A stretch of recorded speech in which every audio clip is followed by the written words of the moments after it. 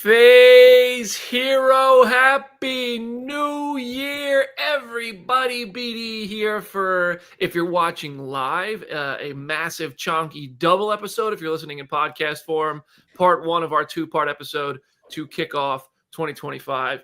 BD joined today by Aaron Perrine. Happy New Year, everybody.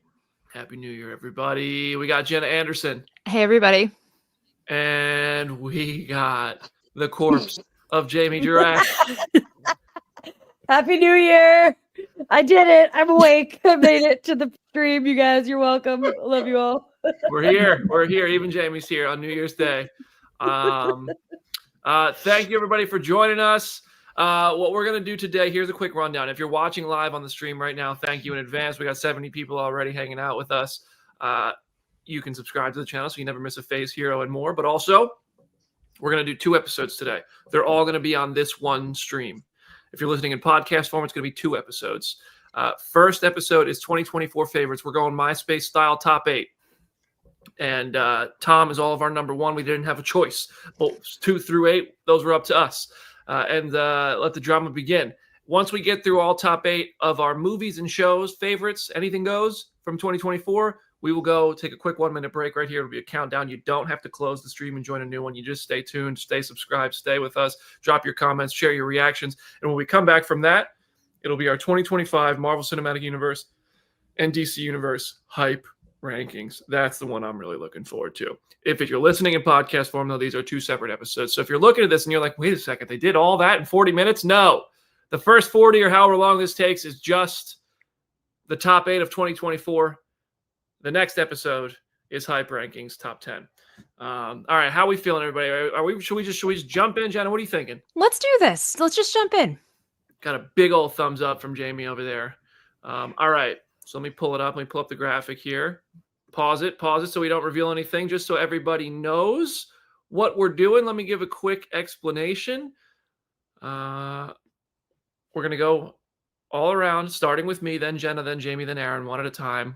Our top 8 movies and shows from 2024. Anything goes. This is not just superheroes. This is anything we watched last year is eligible for this. If it released in 2024, I have one caveat I will discuss when one title makes it. I don't want to bring it up. I have seen everybody's rankings so far. I had to make this graphic. And in making it, I was like, oh, I didn't even think to put that one on here because it didn't end in 2024. So Jenna already knows what I'm talking about, but we'll see where these rankings end up and what everybody thinks. Drop your favorites in the comment section. We're just going to jump in. My number 8 of 2024. Transformers 1. Best Transformers movie we've got in a little while. The movie is a ton of fun. I think the voice cast did a tremendous job. It was a mini Avengers reunion behind the scenes. I doubt they were ever in the booth together, but that's fine. Keegan-Michael Key as Bumblebee, working in a substitute teacher joke. You can't beat it. And this feels like a nice new launch pad for the Transformers franchise, which I think needs a new launch pad. I think this is an underrated and sort of slept on movie because there is a lot of really good animation that came out in 2024. And this one is my number 8, Transformers 1. I still haven't seen this, but I did attend the Comic-Con panel, and seeing the footage just on like a big screen like that, it definitely looks really cool. So it's been on my list, and I'm kind of unsurprised that it's on your top 8 because I have heard good things. It's really good. You know, the only thing that I thought almost got the 8 spot for me was the Wild Robot. In terms of, I was going for that. Like, Wild Robot was great, but I think Transformers 1 takes it. Jamie, what were you going to say? Oh, I really like Transformers 1. I think putting it in the top 8's a little crazy, but you're gonna shame my number 8. So that's I'm just getting ready for it. I actually forgot what your number 8 is, so we'll get there. This is nice. It's you like Men in Black yourself, so you don't even remember what some of our rankings are. 100%. Jenna, what's your number 8? All right, so my number 8, I'm already getting a little weird. This is a movie that I recognize a lot of people did not like, but I had to include it here. Jamie is already laughing. Megalopolis is my number 8. This is a movie. If you don't know the history, I will do my best to abridge it. Francis Ford Coppola has been wanting to make this movie for decades at this point. It went through so many different evolutions. It was supposed to happen in the 2000s and the 9/11 9/11 happened. And given the subject matter of the movie, he kind of was like, I don't feel like making this right now. It finally happened. The production around it was bananas. All of the trailer, the marketing, everything around it was crazy.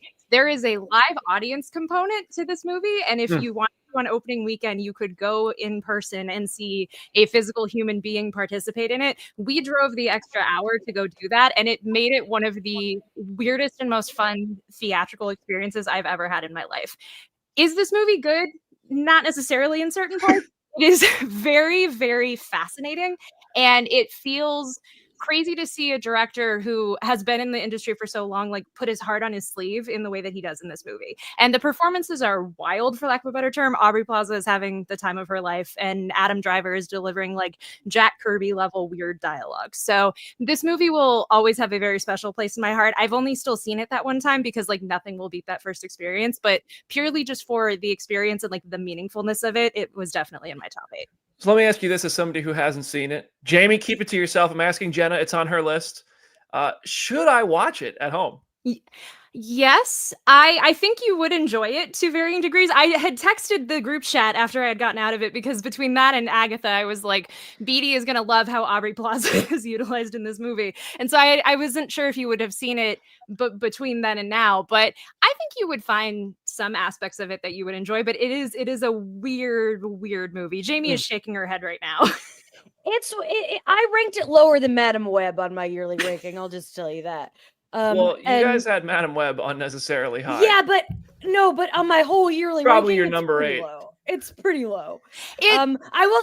Aubrey Plaza is hot though. It's a terrible movie. I love that Jenna put it on here. I genuinely, I think it's adorable. I will also say it's the type of movie that like it either gets a 1-star review or a 5-star review. Like the Letterboxd metric of it is all over the place, and like the fact that a movie that could get an IMAX release and could be like somewhat in the mainstream could be that divisive, it was like fascinating in and of itself to me, because I feel like so many movies that came out this year were kind of trying to be for everybody, and this movie is not for everybody, but it is still like if you vibe with what it is saying about just creativity and environmentalism in the world, like you are going to get something out of it.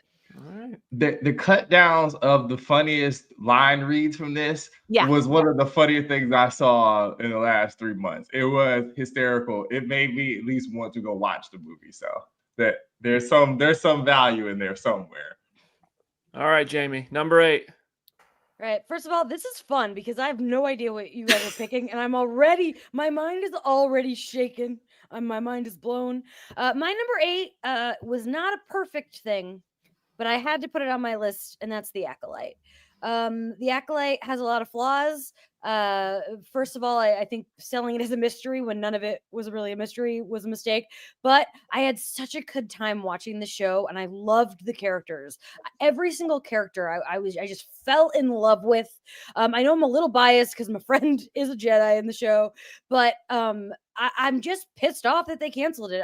Even if you didn't like it, I think they were setting up so much to the future, and it could have grown, and there's so much potential that was squashed, and I'm mad about it, so I got to represent it on my top 8. Fair enough. Aaron? Oh boy, man, you guys are highlighting because I threw this thing together with Letterboxd. I was at a disadvantage because I'm like, oh look, movies, but I did get a TV show in here. My number 8 is Dan to Dan. Oh my goodness, I don't even know what Dan to Dan is. Oh man, so it's an anime by Yukinobu Tatsu. It's a girl who is kind of like a tomboyish girl in high school. Whose grandma is a medium, and a dorky boy in her, like not even in her class, but in her school, who's like a paranormal enthusiast, like conspiracy theorist almost, have like a weird love story where she's like, you idiot, aliens aren't real. And he's like, first of all, they're not aliens, they're UFOs. Get it right. And second of all, your grandma does ghosts. Ghosts aren't real. And they come together to kind of like realize that a lot of the things that are different about each other, everybody's different beliefs, really stem from the same. It's the same sort of thing where Thor explains to Jane Foster, on your world, you call it technology, but in my world, it's magic kind of thing, where it's like, is this aliens? Are these demons? It's very strange. The theme song is an absolute bop. as a person who watched Fooly Cooley when I was probably 13, somewhere in there, 13, 14 years old, and it rewired my brain chemistry. This thing, our buddy Jamie Lovett said, this feels more like a follow-up to that anime than the actual Fooly Cooley sequels do. So I highly recommend if you're down for a weird one. I will say, big old content warning on the first episode. Me and my wife were on the couch watching it. Some almost unchill stuff happens, and then it swerves to the left, and we're like, okay, cool, we keep watching this show. Because I was like, what is going on? We were like, this is fun. And then it went, and then we're back. Hooray. It's good. It's a fun time. If you love weird battle animes, if you think Monsters of the Week are funny, if you like just goofy, oddball humor and cool animation, it could be worth a watch. It's on Crunchyroll. All right, my number 7, y'all. I know everybody's heard of this one. This is not going to be a Dan to Dan mystery pick, but it might be surprising that it's on my list. The only person who doesn't have it on their list is probably Tom Holland. My number 7 is Challengers. Yeah. I thought this movie was fantastic. I loved everything about it except that damn EDM music that played too often. Zendaya was great cast. I mean, the tension, everything about it. I thought it was just clever. It was tense, really well edited. Even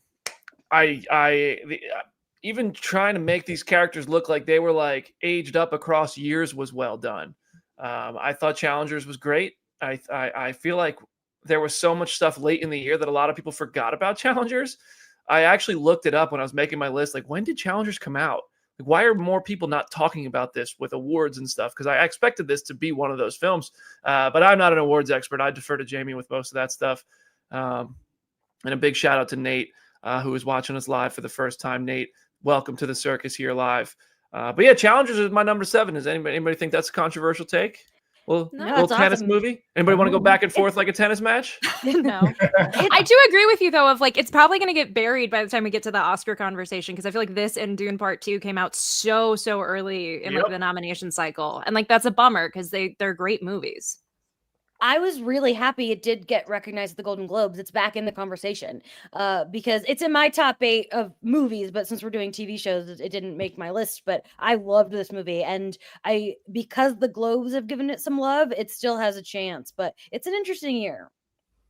All right. Jenna, what you got number 7? For my number 7, I have The Penguin. I know you would think, oh, Jenna's a DC fan. Why is she ranking this low? It's because everything else that was higher on this list it became more of a moment for me this year. But this was definitely in the top 8 and was definitely a special time to be a DC fan.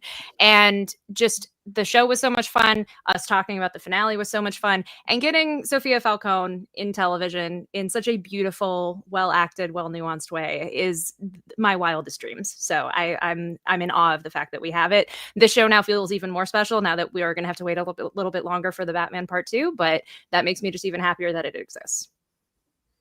I am surprised it's number 7, but I'm excited to see what's ahead of it. Jamie. Number 7. Now, this is a film that a lot of people didn't vibe with as strongly as I did, but Saturday Night was a huge film for me this year. It's crazy, but this is like the hardest I've cried all year was watching this movie. And I know a lot of people are not going to feel that way about it, but I spent 10 years of my life doing comedy, and I spent much more of that doing theater, and watching like this, we all know what's going to happen in this movie, right? But watching it unfold and watching something so scrappy and chaotic come together in a way that's still happening 50 years later, it's just, we're never ever going to see anything like that again in art. And even though now SNL, is it still good? Probably no. Lauren Michaels won't let it go. All that kind of sucks about it now. But as a theater person and a comedy person, I was like deeply affected by this film. I still need to watch it. I only Same. hear good things. All right, Aaron, number 7. So at number 7, I got Monkey Man. Ooh, yeah. Man, I enjoyed this. Dev, man, good stuff. Bringing something that like feels like it already probably should have existed to the forefront. And shout out to Jordan Peele for being like, you know what? I'm just gonna go ahead and flex my muscle and make this thing happen. I loved the storyline of it. The action was just absolutely outrageous in parts where I was just like, this man is being held together by scotch tape and dreams by end of the movie. But it was really fun. I enjoyed it. So Sapita DePaula, I mean, whew, goodness. Everybody in here is really doing and having quite a showcase. And I'm sad because it also came out so earlier. People are like, oh yeah, that's right, that happened. So yep. I haven't finished wanna Monkey say- Man. I started it on streaming, but too late at night. Oh, you need to finish it. What- It's I so know. good. Yeah, it's good. What I I love will. about Monkey Man is that Dev Patel clearly went to the Danny Boyle School of Directing. Yes. Like, Slumdog Millionaire was like his big first movie, and the fact, like, oh, he certainly picked up some tricks from old Boyle, and that's a compliment. I really enjoyed the style that he created for that film. Nice. Yeah. All right. Number 6, I have X-Men 97. This is where I'm getting into the territory of stuff that I like to cut above everything else. That's not a slight at challengers. That's just to emphasize these picks forward, and there will be another gap ahead of this one. But X-Men 97, I just thought was fantastic. Start to finish, it exceeded my expectations. I mean, we all, I'm sure I'm not the only one with X-Men 97 on their list here. But whether it's the Gambit episode or just the fact that it opened so strongly, throwing us right back into the United Nations with Magneto and all, I mean, just all of it worked so damn well. And yes, Falcons Nat Layla, it was this year. This is a project that came out in 2024, or last year, I should say. It was not this year. There's been nothing this year yet. But yeah, X-Men 97 I thought was fantastic. Bringing some of the voice cast was nice. Bringing in some new actors like Ross to do Professor X and bring these characters back to life with new voices. I thought it all just worked really well. Nerds engaged with that Wolverine Nightcrawler fight comment. I mean, great point. That sequence where Wolverine's POV is shown going through a Nightcrawler teleport.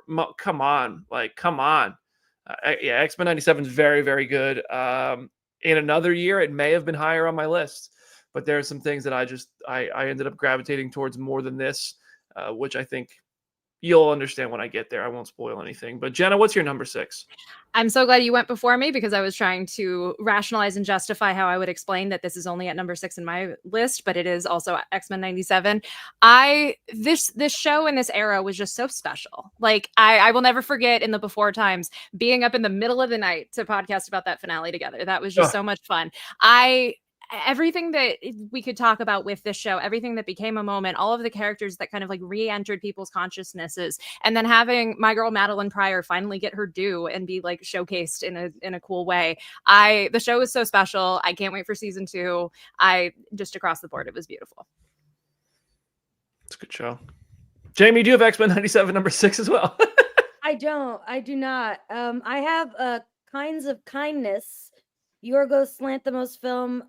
It's not as good as some of his other movies. It's not as good as Poor Things. It's not as good as The Favorite. But watching his movies, I just when I left the theater, you have this sense of like I just watched a film, and it's not for everybody. It's weird, but Jesse Plemons is incredible, and I'm so happy that he got a Golden Globe nomination because he gave one of my favorite performances of the year in this film. It's a weird one, but Yorgos is only gonna give weirdies, so there it is.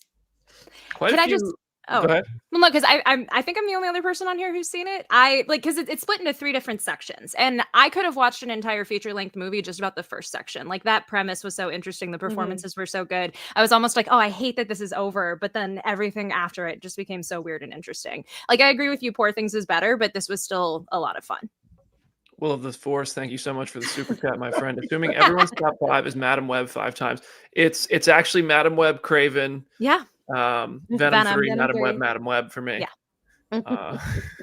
Yeah, thank you, Will. No, I have not seen Kinds of Kindness yet either. I feel like whenever I talk to Jamie or hang out with Jamie, I just learn about the movies I need to freaking watch. I don't think BD, honestly, I don't know if you'd like Kinds of Kindness. No. I'm gonna be honest with You got me on the substance, and that was an experience. I still am in awe that happened, that you successfully got him to watch The Substance. Life before the substance and life after the substance. Aaron, what's your number 6?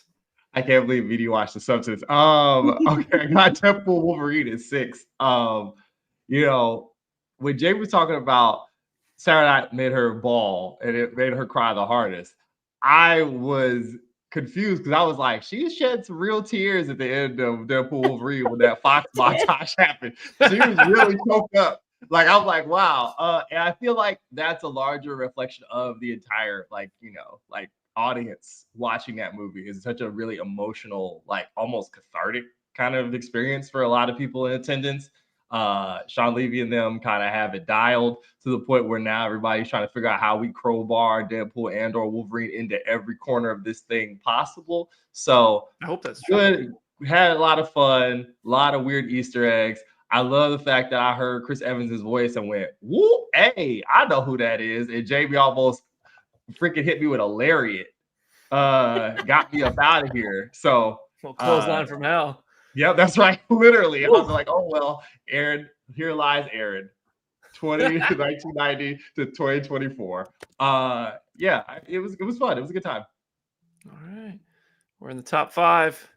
What do we got? I forget what my number 5 was. Oh, yeah, I love this movie. Bad Boys, Ride or Die. I'm a huge Bad Boys fan.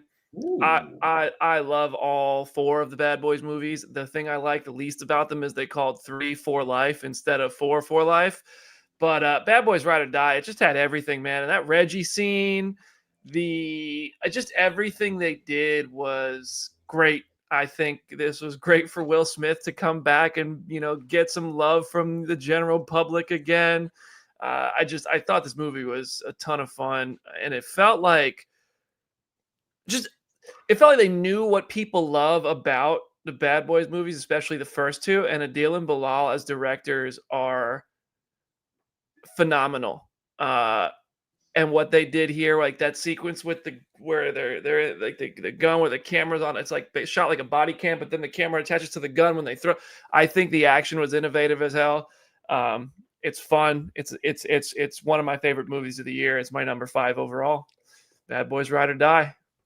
I just want to say that I got it for Christmas, and I rewatched it. I loved it too. But BD is quoted on the back of the DVD, so if you guys want to own Bad Boys, you will have BD's name right there, sharing his love. It made me really happy when I got it. Anyway. I think that's so crazy. I think that's so weird. Anyway, all right, Jenna, you're number 5. All right, so this is my other weird pick, but it is not as controversial as Megalopolis in any way, shape, or form. It is Smiling Friends, specifically season 2, which technically did come out in 2020. Yeah, Aaron knows what I'm talking about. So in the before times, I interviewed the creators at San Diego Comic-Con, and I had seen segments of the show, but I hadn't fully binged it, and I was like, I need to get started on this show. I have now seen it twice in its entirety. Like, I showed it to Chris. I have itchings to watch random episodes of it because it is just so delightful. It's a cartoon on Adult Swim about these very simply animated, very cartoonish characters who their job is just to go around the world and make people smile. And it bends all of these weird types of animation styles and like 3D and computer generated stuff. Each episode is like 11 minutes long. It is a love letter to 90s and 2000s internet in a very weird way. It is not for everybody, but if you are at like the right frequency for it, you will find something like really comforting and very watchable of it. And it is just so quotable. Like Chris and I just go around the house just saying random quotes from it all the time. So I love it. It definitely was like a comfort for me, especially in the second half of this year. Dang it. I haven't. It's shocking. I haven't seen it. But Jenna, if you can, while Jamie is explaining her 5th pick, can you snag a screenshot of our show and send it live from the Phase Hero Twitter account and just let people know we're halfway through our 2024 rankings? Absolutely. I would do it, but I have like the control panel in StreamYard, so it would be all messed up. But yeah, let people know we're halfway through. I might watch Smiling Friends. I like Jamie's 5th pick though. Yeah, spoiler alert, it's Penguin. Penguin was honestly maybe the biggest surprise of the year for me because I liked the Batman. The Batman didn't really do much for me though. I think it's a good film. Absolutely, I have nothing negative to say about it. It just wasn't really for me. And the only reason I watched Penguin is because Colin Farrell's my boy. He has been since I was 11 and saw the cinematic masterpiece American Outlaws. Terrible movie. It's a really bad movie where Colin Farrell plays Jesse James. It's not good, but I fell in love with him. And I'm still in love with him. But you know what's crazy? Now I'm more in love with Kristen Milioti. Like, that's what the Penguin did for me. Like, I've always liked her, her role in Wolf of Wall Street and everything. But, like, she just blew me away. Her performance in the Penguin might be my favorite TV performance of the year. Like just some good stuff. It really, really shocked me how much I loved this show. Hell yeah. I'm with you in being shocked by how much I loved it as well. That's why I haven't said it yet. Aaron, number 5. Oh boy. So number 5, I saw the TV Glow. Yeah. I got to see this with Jamie finally after a long time I was trying to coordinate a time to see this together. Jane Choburn, their second big huge feature in which A24 gave them a check to make basically the movie we all dream of making if you ever got a big budget to make anything. Do I just summarize like the story? I know Jamie's seen this. Have you two seen this? I have, yes. Okay, Brandon's like, Apparently, no. I don't watch shit.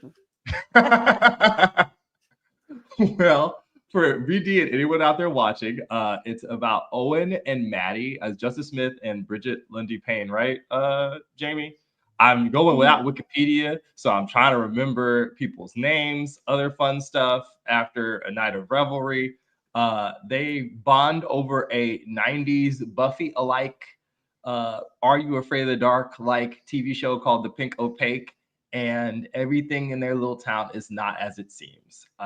Very atmospheric. It was made for these mood boards people put on Tumblr, put on TikTok, beautifully shot. Some funny parts. There's some weird stuff in here. If you live through Buffy the Vampire Slayer's initial run on TV, or if you're a hardcore like Nickelodeon devotee like I am on the low, there's a lot to be gleaned there, and a lot of stuff about nostalgia and what it does to us. So I really enjoyed this. I think more people should watch it.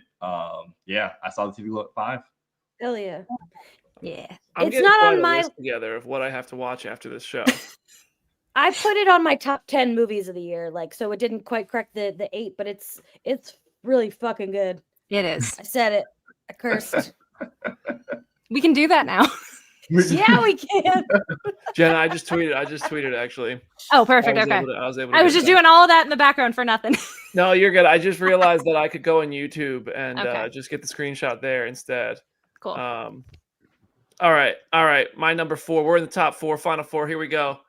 And a reminder, everybody, we are going to stay live after this show. If you're listening in podcast form, the 2025 hype rankings will be a separate episode if you are watching live or whatever you call YouTube after the fact when it's not live, but it's still available.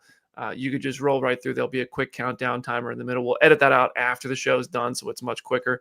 But we will stay right here on this broadcast to go through our 2025 MCU and DC Universe rankings. But my number 4 favorite movie or TV show of 2024 was Dune Part 2. Nice. I mean, this is a masterpiece. This is, I think, the next big gap in my like quality / favoritism ranking here is between 4 and 5, because I love Bad Boys, but I just think Dune is a cut above everything else in terms of production, in terms of storytelling. Just from that opening sequence where they're flying up the side of the mountain, it's just Denis immerses you in this world. The performances are tremendous. The Harkonnen, that like black and white.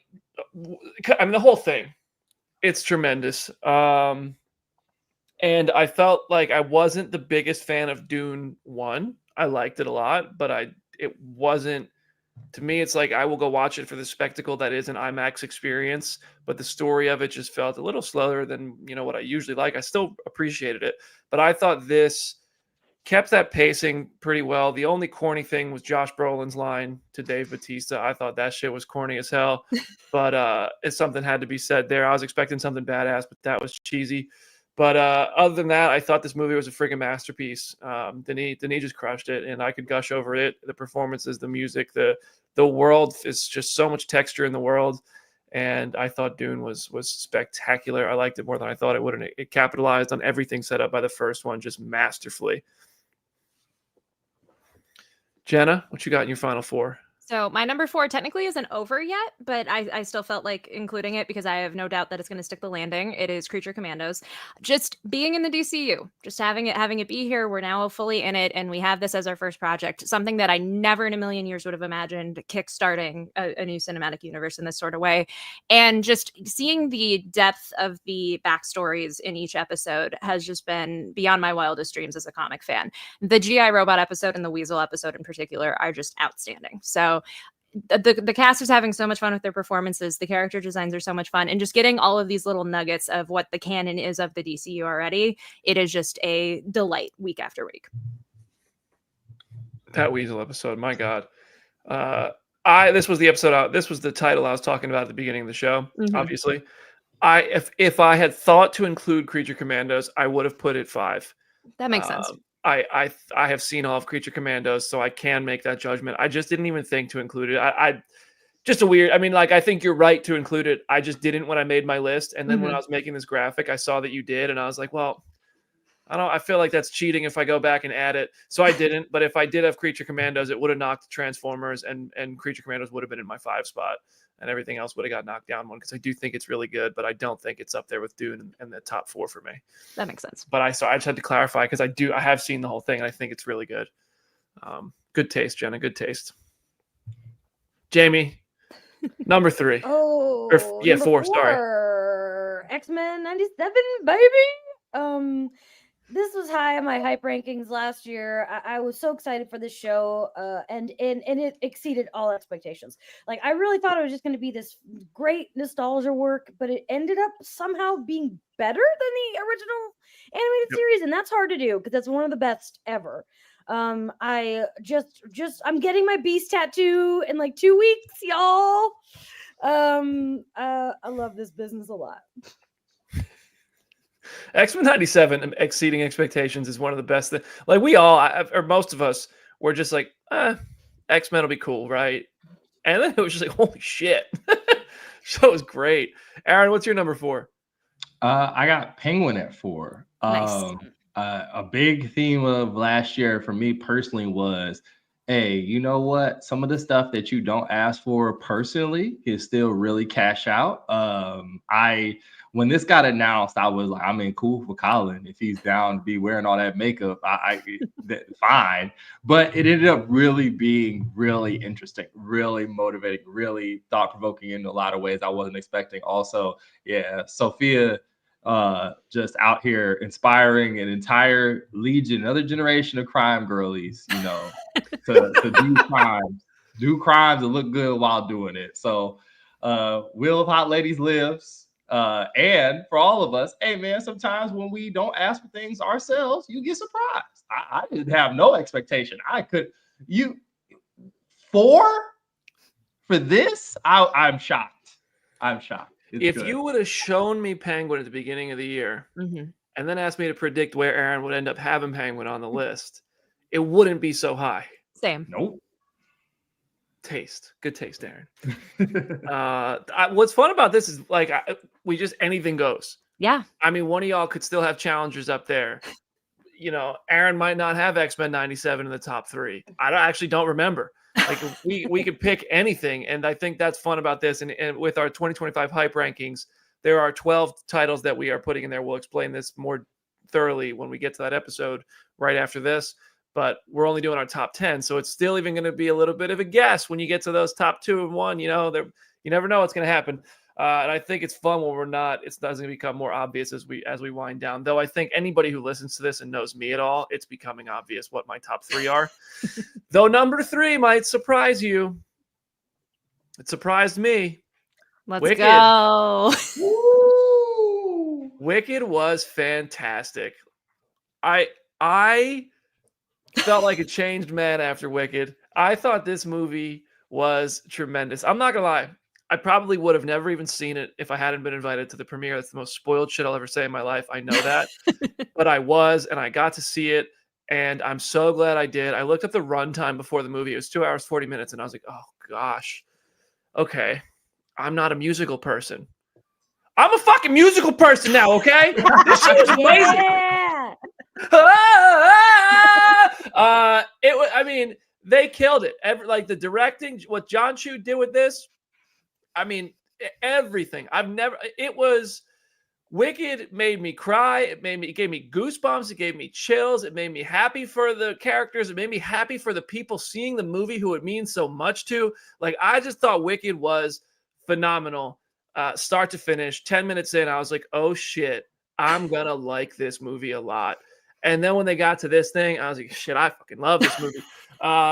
Yeah, I did not expect to feel the things I did. I just thought Wicked was amazing. Brandon Moore, you haven't seen Wicked, buddy. Come on. It's on digital now. They're not paying me to say it. Download it, buy it, watch it. I highly recommend. It's so good.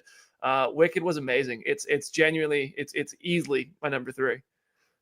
Can I just say for the audio listener, Jamie lost her mind at this being in BD's top 3. And like, I mentally kind of am too. Like, full disclosure, our friend Rachel Leishman and I have texted in the past of like, what musical do we think would like get BD into being a musical person? And never in my like a million years would I have ever named Wicked as being the thing that would have been your gateway drug. But I love that that is the case. I'm still probably not a musical person, but I'm a Wicked person. Hey, that's still something. Yeah. Oh yeah. I can't wait for part 2. Jamie is just cheesing. She's so happy. All these things, everybody's like, part 2 is not going to be as good. Part 2 doesn't have as much. Shut up. I'm excited. Okay. All right. Part 2 is about if we were doing anything goes for our hype rankings in 2025, part 2 would be up there. Okay. Or is that it is 2025? I don't care what all the, but if you've seen the play, you know, shut up. I'm excited. Let me have it. Anyway.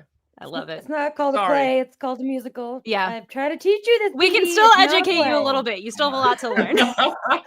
Yeah. Yep. I'm sorry. We still love I you. will continue correcting you. Yeah. That's what I deserve. So my top 3, I could arrange in any combination and probably feel right about it. It really just depends on the day. Because to a varying degrees, each of these 3 things were like my number 1 movie of the year. So my number 3 is Deadpool and Wolverine. Everything about this was so special. Just like from the Super Bowl trailer and just all of the speculation leading up to it, everyone assuming that we were going to have just this carousel of cameos, but then being so thoroughly surprised at what we actually got out of this movie, both like the heart that was on display in it and the cameos that both did and didn't exceed our expectations. I went in just wanting this movie to just be whatever it needed to be, but I've made it clear how I felt about the second Deadpool movie. I've made it clear how I love the first one, but with some caveats. I came out of this one thoroughly loving it and really just being on board with how much heart and humor they put into it and just kind of having it dissipate from there. I remember walking around with BD at San Diego Comic-Con and like hearing people just sing like bye bye bye and Like a Prayer. Like the fact that Like a Prayer is still just being played, it's like a huge TikTok song and everything now because of this movie. This was just such a special moment and I'm always going to cherish that. Yeah, Deadpool and Wolverine was a fun time, man. That's I hope they do Fantastic Four at Comic-Con again. And I hope we're there. Jamie, what you got number 3? Number 3, you know it, The Substance, baby. Let's go. What a movie. I originally had it after Kinds of Kindness, but after I was thinking more about it, I'm like, I just love this movie. I think it's deeply rewatchable. Like after I made BD watch it and I sat there again, I was like, this is just as fun the second time. It's just, I love Demi's performance so much. The whole thing, it just hits me in all the right places. It's disgusting. It's fun. Seeing this with the crowd was a top tier experience too. But also watching with BD was a really top tier experience. I really, really loved this movie. I was trying to predict the whole movie, and I'll tell you what, the way this shit goes, the way it goes in the third act, for anybody who hasn't seen it, I will refrain. But what it becomes in the third act, you can't predict. And honestly, I loved the first 2/3, but that third act lost me, if I have to be honest. Crazy opinion. Can I just say, I am I need to read horror movie synopsises on Wikipedia type of person, depending on what the movie is. And so I knew going in what to expect with this. I watched it the first day it was on streaming, and it was also the day I got my COVID and flu shots. And I have never felt more disgusting in my life. Like just sitting there watching all of this unfold, I was like, my body does not know how to feel right now. But it is a testament to how good that movie is that I was so viscerally involved in what was going on. I like the Nerds Engaged says great performances and great message delivery. I totally agree. The messages that this movie was sending were my favorite part. And then that third, I was like, there ain't no message here. This is insane. There probably was, but it was too much for me. Aaron, you're number 3. Man, I am really digging the new format, BD. I like to thank you for this. This has been so much fun. I got Agatha all along at number 3. I mean, you have to have the 2 shows with a protagonist who's a villain, sought righteous anger by a hot brunette next to each other, right? Because it's weird it's happened 2 times. Another one of when it got announced, people were like, why are we doing this? And then it absolutely clears. Catherine Hahn, I cannot wait to get the play-by-play texts of her going up there trying to get her Emmy from Jamie, including outfit analysis on the carpet. It's going to be great. Excited. We now have another Young Avenger on the board. Will we ever get it? I don't know. Bradley. I have no clue, but I'm waiting for it. Just a great time. Just an absolutely fun experience. We may never get back to a WandaVision style monoculture event, but we had a hell of a lot of fun with Agatha all along. Mm-hmm. I agree. Agatha was a ton of fun. Before we get into our top 2 real quick, is there anything you guys want to share that you didn't watch that you think is worth, like I haven't seen Anora and Nosferatu. I haven't seen Saturday Night. There's a couple movies I haven't watched yet that I think. See Anora. Anora's so good. I want to see Anora so bad. I really, really want to watch it. I'm probably going to go see it this week. But is there anything you guys feel like you should, just in case you might think it might be that good? Because I feel like Anora and Nosferatu might have ended up in my top 8 had I seen them. See, I think the easier question is like, what's in our like top 10? Like, what are the things that almost made the cut? Because for me, like using the TV show like that hasn't ended thing, Skeleton Crew would easily be in my top 10. It was really difficult not putting it in my top 8, but there were everything else on this list I just loved a little bit more. So yeah, like there's a lot of stuff that like almost could have been on there. Like Agatha probably would have been in my top 10. It's just trimming it down to 8. There was stuff that definitely got lost. If we're just talking movies, my top 10 included the film Hundreds of Beavers. Oh, I've been meaning to watch that. Honestly, I don't think BD would vibe with it at all. It's like one long Looney Tunes cartoon. It's bananas. One of the most unique things I've ever seen. Everyone should check out Hundreds of Beavers just because it proves that art is still alive. What the fuck is that movie even doing? It's crazy. I think. Oh, go ahead, Aaron. I was gonna say I love Thelma. Like it was hard leaving that off of here. The June Squibb doing a Mission Impossible riff at her age with Richard. I think Richard Ralphie's last performance. I want to say too. Yeah. It's really, really sweet and really, really good. And if you got any old people in your life, they have lived a long time, and just them having dignity and having like crazy, just quit doing, Mission Impossible style stunts and stuff. It's great. It's very fun. So yeah.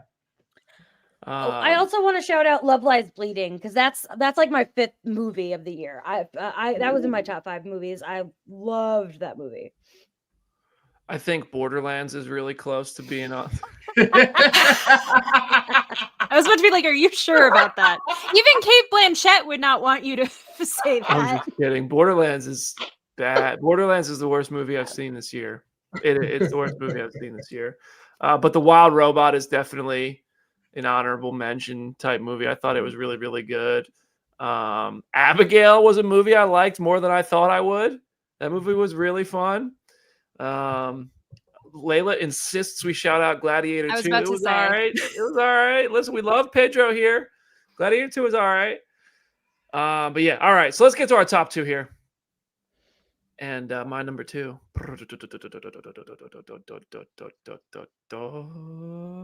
is Penguin.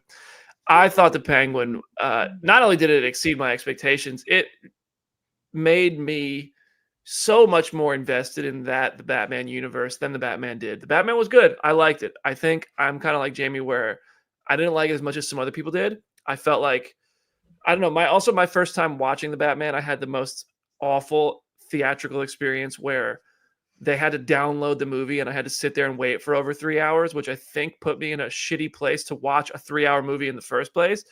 But, oh wait, is it still playing? I accidentally revealed Janice. Yeah, you did. I thought we were just gonna ignore it. Yeah, I saw the comment. But yeah, I think Colin Farrell's work in Penguin. Sophia, come on, Kristen Milioti, love her. Just everything about this show was brilliant. You're gonna put you in the dirt if it's not in your top 2. And yeah, no, I fucking love this show. I think it was great. I'm bummed that it's only a one season thing probably, but Penguin was a masterpiece, and it is the most I've wanted to watch the next episode of something in a very long time. But yeah, Penguin is my number 2. Jenna, we kind of saw, yeah. Also, I love how you're like, I didn't love Penguin as much as some other people, and yet it's in your top 2. Like, No, Batman. Oh, but the Batman. Okay, yeah. Oh, did And I say yeah, Penguin? I meant to say I liked the Batman quite a bit, but I felt like I liked it less than a lot of other people because I read all the reviews and all the reactions, and everybody was raving about the Batman as if it was the best thing they ever saw in their fucking lives. And I was like, it was good.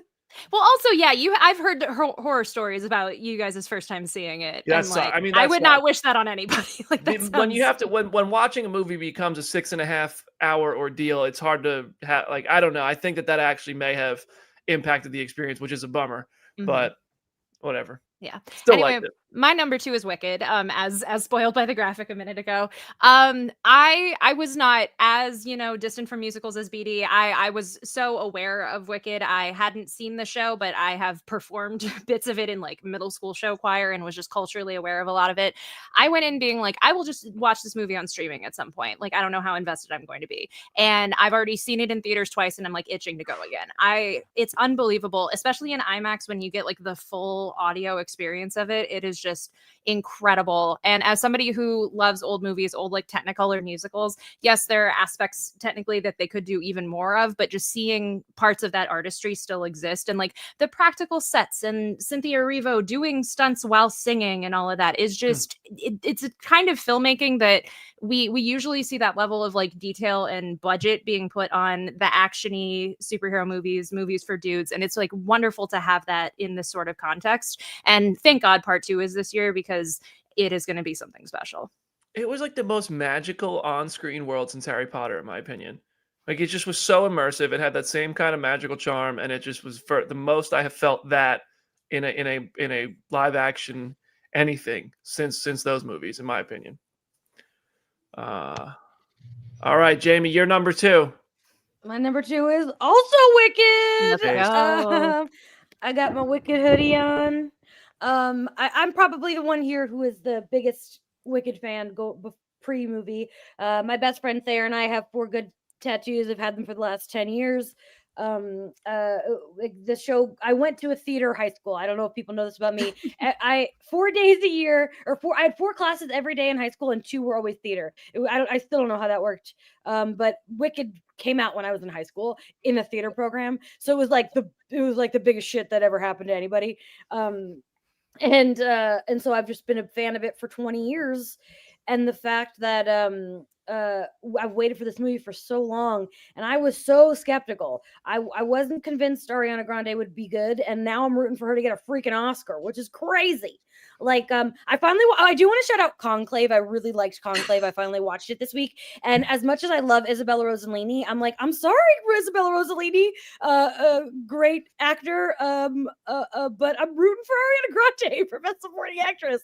I've seen it 4 times in theaters. I'm going again a 5th time on Sunday so I can do the sing-along version. It's just everything I've wanted and more. I loved it so much. I also think Cynthia and Ariana both started crying hearing you say that just now. They absolutely just grabbed each other's hands and they were holding space for more tears. Yes. Aaron, number 2. Oh boy, man, oh man. I'm sad to break up the Wicked triple, but I got Hundreds of Beavers at 2. Nice. Yeah. I love this weird little movie, man. I was so surprised. Our friend BJ Colangelo mentioned it on Blue Sky, and I was like, what is this? Let's see. I've heard other people mention this, and I am on that wavelength of a 2-hour Looney Tunes sketch with weird film techniques would absolutely suck me in and make me laugh, much to the chagrin of other members of this household. It's just such a singular, weird little thing that has all of its influences right here on its sleeve, but it is its own thing. I highly encourage watching it, especially because you can watch it for free on YouTube or on, I think, on Pluto TV. Yeah, like well worth sitting down and goofing around with that. I saw someone earlier when you guys were talking about this movie that suggests that yes, I should watch it, despite Jamie thinking it might not be for me. Maybe listen, I got like 5 movies now that I'm about to put on. I got a list just from doing this show that I got to put together here. All right, we are in the number 1.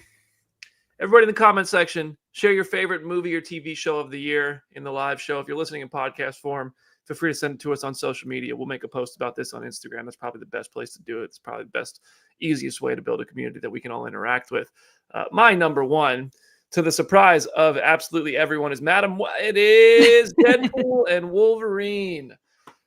I mean, it's just like I love this movie. I love the experience of watching this movie. I loved the press tour of this movie. I loved just the surprises, the discourse about this movie, everything about it. I had a great time with Deadpool and Wolverine. The story of it, it's probably not the best movie of the year. It's definitely not the best movie of the year. I would say Wicked and Dune are both better movies, but I made my list based on which ones I liked the most. And I can acknowledge that, sure, there's better stories or villains or some things that you can get in a film, but I just had so much fun watching this movie. And even the acting in this movie, I mean, Hugh Jackman in that minivan argument, like, come on, brother, acted his ass off. And I mean, Ryan is just, you could just tell Ryan and Hugh have so much fun together. And as a result, in the audience, you have a ton of fun. And they gave us Channing Tatum as Gambit, which was hilarious. And it just gave us 2 incredibly different, excellent versions of Gambit in the same year. That's the whole thing. Deadpool and Wolverine. It brought back Chris Evans. Spoiler alert. If you haven't watched it, that's on you, buddy. But yeah, Wesley Snipes, Jennifer Garner. This was never not going to be my number 1 once Elektra walked into the frame. But yeah, this was great. And I'm really happy it lived up to the expectations, because it was my number 1 going into the year, and coming out of the year, it is my number 1. So yeah, Deadpool and Wolverine. Jenna? I'm unsurprised that is your number 1. Yeah, it's so freaking predictable. I've seen multiple comments just joking of like, does the Superman trailer count on this list? And believe me, if it did, it would be somewhere on this top 8 for me. But my number 1 is Dune Part 2 for a lot of the reasons that BD already said when he talked about it earlier. I think it is just a masterclass in filmmaking. I liked Part 1, but I did recognize that like the slowness and like the setting up of it kind of isn't necessarily going to land for everybody. But Part 2 just feels so complete in and of itself as a movie and also as a sequel. And just, again, the artistry, the cinematography, the editing, like all of it across the board, and the performances from the cast that we already had in the first movie and the new cast. I'm an Austin Butler girly, and just seeing him be a weirdo who still has his Elvis voice, but in this gravelly, weird way, was delightful. This movie is so rewatchable to me, but also at the same time, I like don't always go to rewatch it because I want to hold it so precious. I hope we hear something about Messiah sooner or later, because I need to get back into this world again in Denny's vision for it. And I just think it's just a slam dunk for me. Lisan Al-Gaib was so that moment. Yeah. Like it even had humor. Yeah. Lisan Al-Gaib. Jamie, what was your number 1 movie or show of the year? Well, before I reveal, I feel a little bad that I'm the only one who didn't put Deadpool and Wolverine on my list. So I just want to say I really did love that movie. I've seen it 3 times. I think it's so much fun. But Jamie Hazen confirmed. I just wanted to let you all know I liked it, but it's not in my top. Jamie hated Deadpool, Wolverine confirmed. All of that crying she did was because she was thankful it was over. I did rank the 3 movies I cried the hardest this year, and it was Saturday Night, My Old Ass, and Deadpool and Wolverine. Those are the 3 that did make me cry the most. But number 1, I don't think anyone will be surprised that Agatha All Along takes the cake for me. It was my number 1 hyped this year. Just like 2021, WandaVision, number 1, made my number 1. 2022, Obi-Wan, hyped, made it my number 1. Last year, unfortunately, my number 1 was Mission Impossible 7. Did not make my favorite. Didn't even crack my top 10. Upsetting. I liked it. But the point is, we're back. We're back on track. My most hyped was my favorite. I'm sorry, like this is my shit right here. We can't be surprised if anyone's like, "What are you stupid?" Then you just don't. Then you don't know me. You don't know my heart. You don't know my feelings. It was everything I wanted and more, and it gave us Catherine Hahn and Aubrey Plaza kissing. I'm sorry, what's better than that? Literally nothing. So that's my shit. I plan to get a death tarot card tattoo at some point to commemorate this fantastic series that I love deeply. Well, Agatha is not on my list. Hate her then. Don't we hate it? I do think it had a masterpiece of a TV episode. Mm-hmm. I mean, I liked Agatha all along, about as much as Jamie liked Deadpool and Wolverine, it seems. But no, I thought it was really good. But that Lilia episode 7 of Agatha, was just chef's kiss. All right, Aaron, take us home. Oh boy. So yeah, I mean, this is so much. I mean, I just really love like the weird difference of everybody here. It's there when we normally do rankings, guys. Like you can see everybody's personal taste, but you can really see it when we can put anything in here. I've got Love Lies Bleeding at 1. Yeah. Jamie, like when she said the other two choices earlier, I was like, oh no, she's blowing up my spot. But I can't make any cases. I was tossing it to her, like trying to figure out what would go at 1, and I just kept coming back to this movie because it's just so like visceral, and it also very gorgeously shot too, of course. But the performances is really harrowing. What you would not think that I would have this at 1, like, but I just can't shake it. And when that happens with a piece of art, I'm like, you know what? Maybe this does deserve to be at 1. So yeah. Shout out to Katie. Keep the muscles strong for whenever they make you an Amazon girl. Badass Katie O'Brien.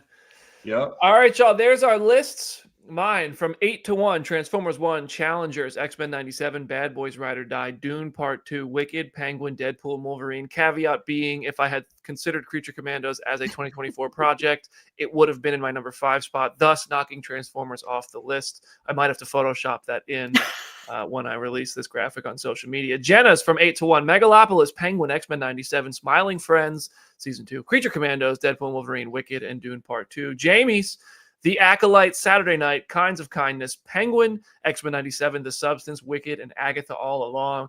Aaron, Dan to Dan, Monkey Man, Deadpool and Wolverine, I Saw the TV Glow, Penguin, Agatha All Along, Hundreds of Beavers, and Love Lies Bleeding.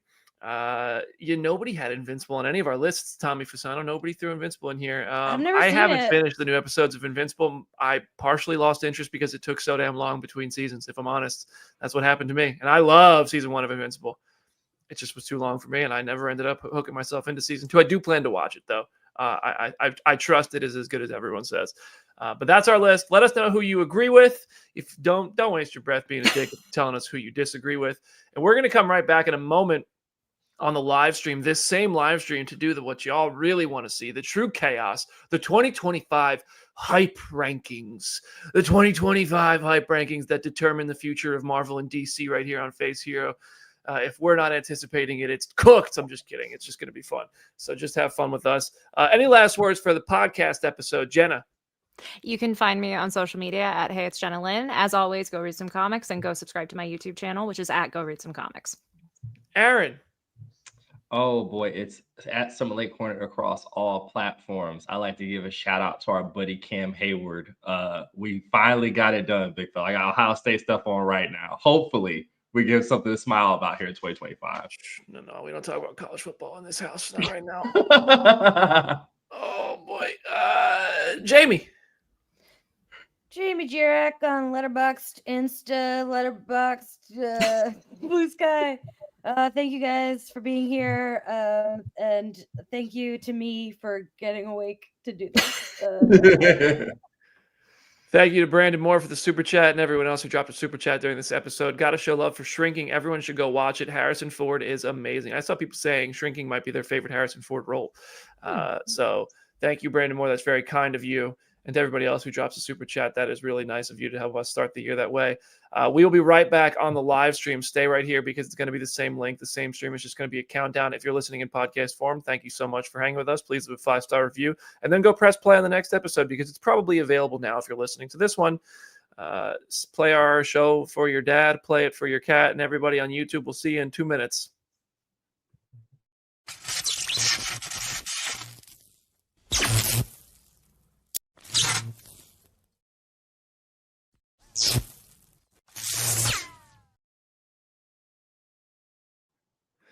Phase Hero 2025 MCU and DC Universe Hype Rankings episode starts right now. BD here, and I'm very excited for this. This is the real chaos. This is the true madness. This is the what did we sign ourselves up for episode. Joined today by Jenna Anderson. Hey, everybody. Jenna, are you nervous? A little bit. Every time we do rankings, it's kind of anxiety inducing, but I feel like this is just going to be fun either way because when we're doing both Marvel and DC, it's going to be chaos. We have never, as friends, ever done that before. Nope. We have Jamie Jurek. Here. Yeah, I was nervous, but people were really nice about our last one. Yeah. So I'm hoping that energy continues. Be nice to me. I don't know if you can tell, but I had a really fun time on New Year's Eve. So I put the glasses on as a bit, and I was going to take them off, but now I'm like, no, it's too bright. Keep it on. We got Aaron Perrine.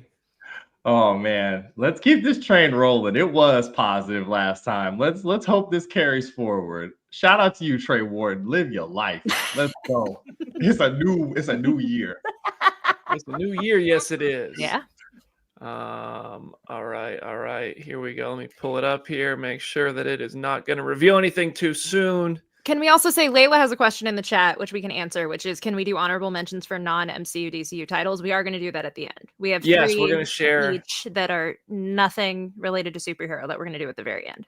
Then there's 150 people with us right now. There were 190 something at one point watching the last episode. If you watched that last episode or you listened to it in podcast form, I think some of the movies we're anticipating, at least one of them. I know I strongly gave it away. But yes, we will do our top 10 here for MCU and DC Universe. And then we will reveal just a few mentions of non-superhero movies and shows we are excited for this year. So here's what's eligible. And tell me if I forget anything, which might give away what might not be in my top 10 if I do.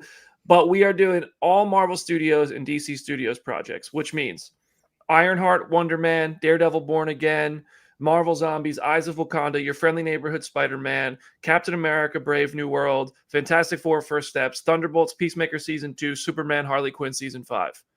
That's that. There's 12 total titles that are eligible for this. We're revealing our top 10 each, which means a couple aren't going to make a couple of our lists, and you're not going to know what our number ones are until you get there. Unless you're an avid listener, then you might be able to predict it, and we love you guys for that. Go ahead and drop your lists in the comment section. Feel free to play along. Like, do your number 10 as we do number 10. Do number 9 as we do number 9. Do a number 2 while we're... No, don't do that. All right. Any last words before we get started? Let's do this. Those are great last words. My number 10 is Marvel Zombies. I like the Marvel Zombies episode of What If quite a bit. I am a Bryan Andrews fan, despite What If season 3 feeling like it was just fine and good. I didn't love it, but I do think Bryan Andrews is going to do good work with Marvel Zombies. I like what I've seen so far. This was one that I think I forgot to say during the what's eligible list there, but Marvel Zombies is one that I kind of wish they were following the comic a bit more. They've been open that they're not. I think it would be more fun if the zombies were kind of smart and going through some tough stuff themselves just in being zombies. But I like that they're going TVMA for this. I like the roster of characters. We're going to get Yelena. We're going to get Shang-Chi. We're going to get some cool stuff in Marvel Zombies. 4 episodes, October, spooky season, Marvel animation. I think that's going to be cool. This being low on my list does not mean I'm not excited for it. It means this is going to be an epic year for Marvel and DC titles. Like, I was having a hard time making this list because there's so much good stuff coming that I think has a lot of huge potential. And Tommy Fasano, thank you for the $4.99 super sticker. I'm not sure what that even means, but thank you for that. All right, Jenna, your number 10. So my number 10 is Eyes of Wakanda.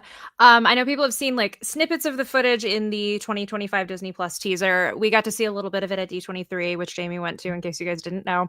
And it looks beautiful. The animation style is totally surprising, not at all what you would expect. And I love seeing that this far into Marvel doing animation in this way.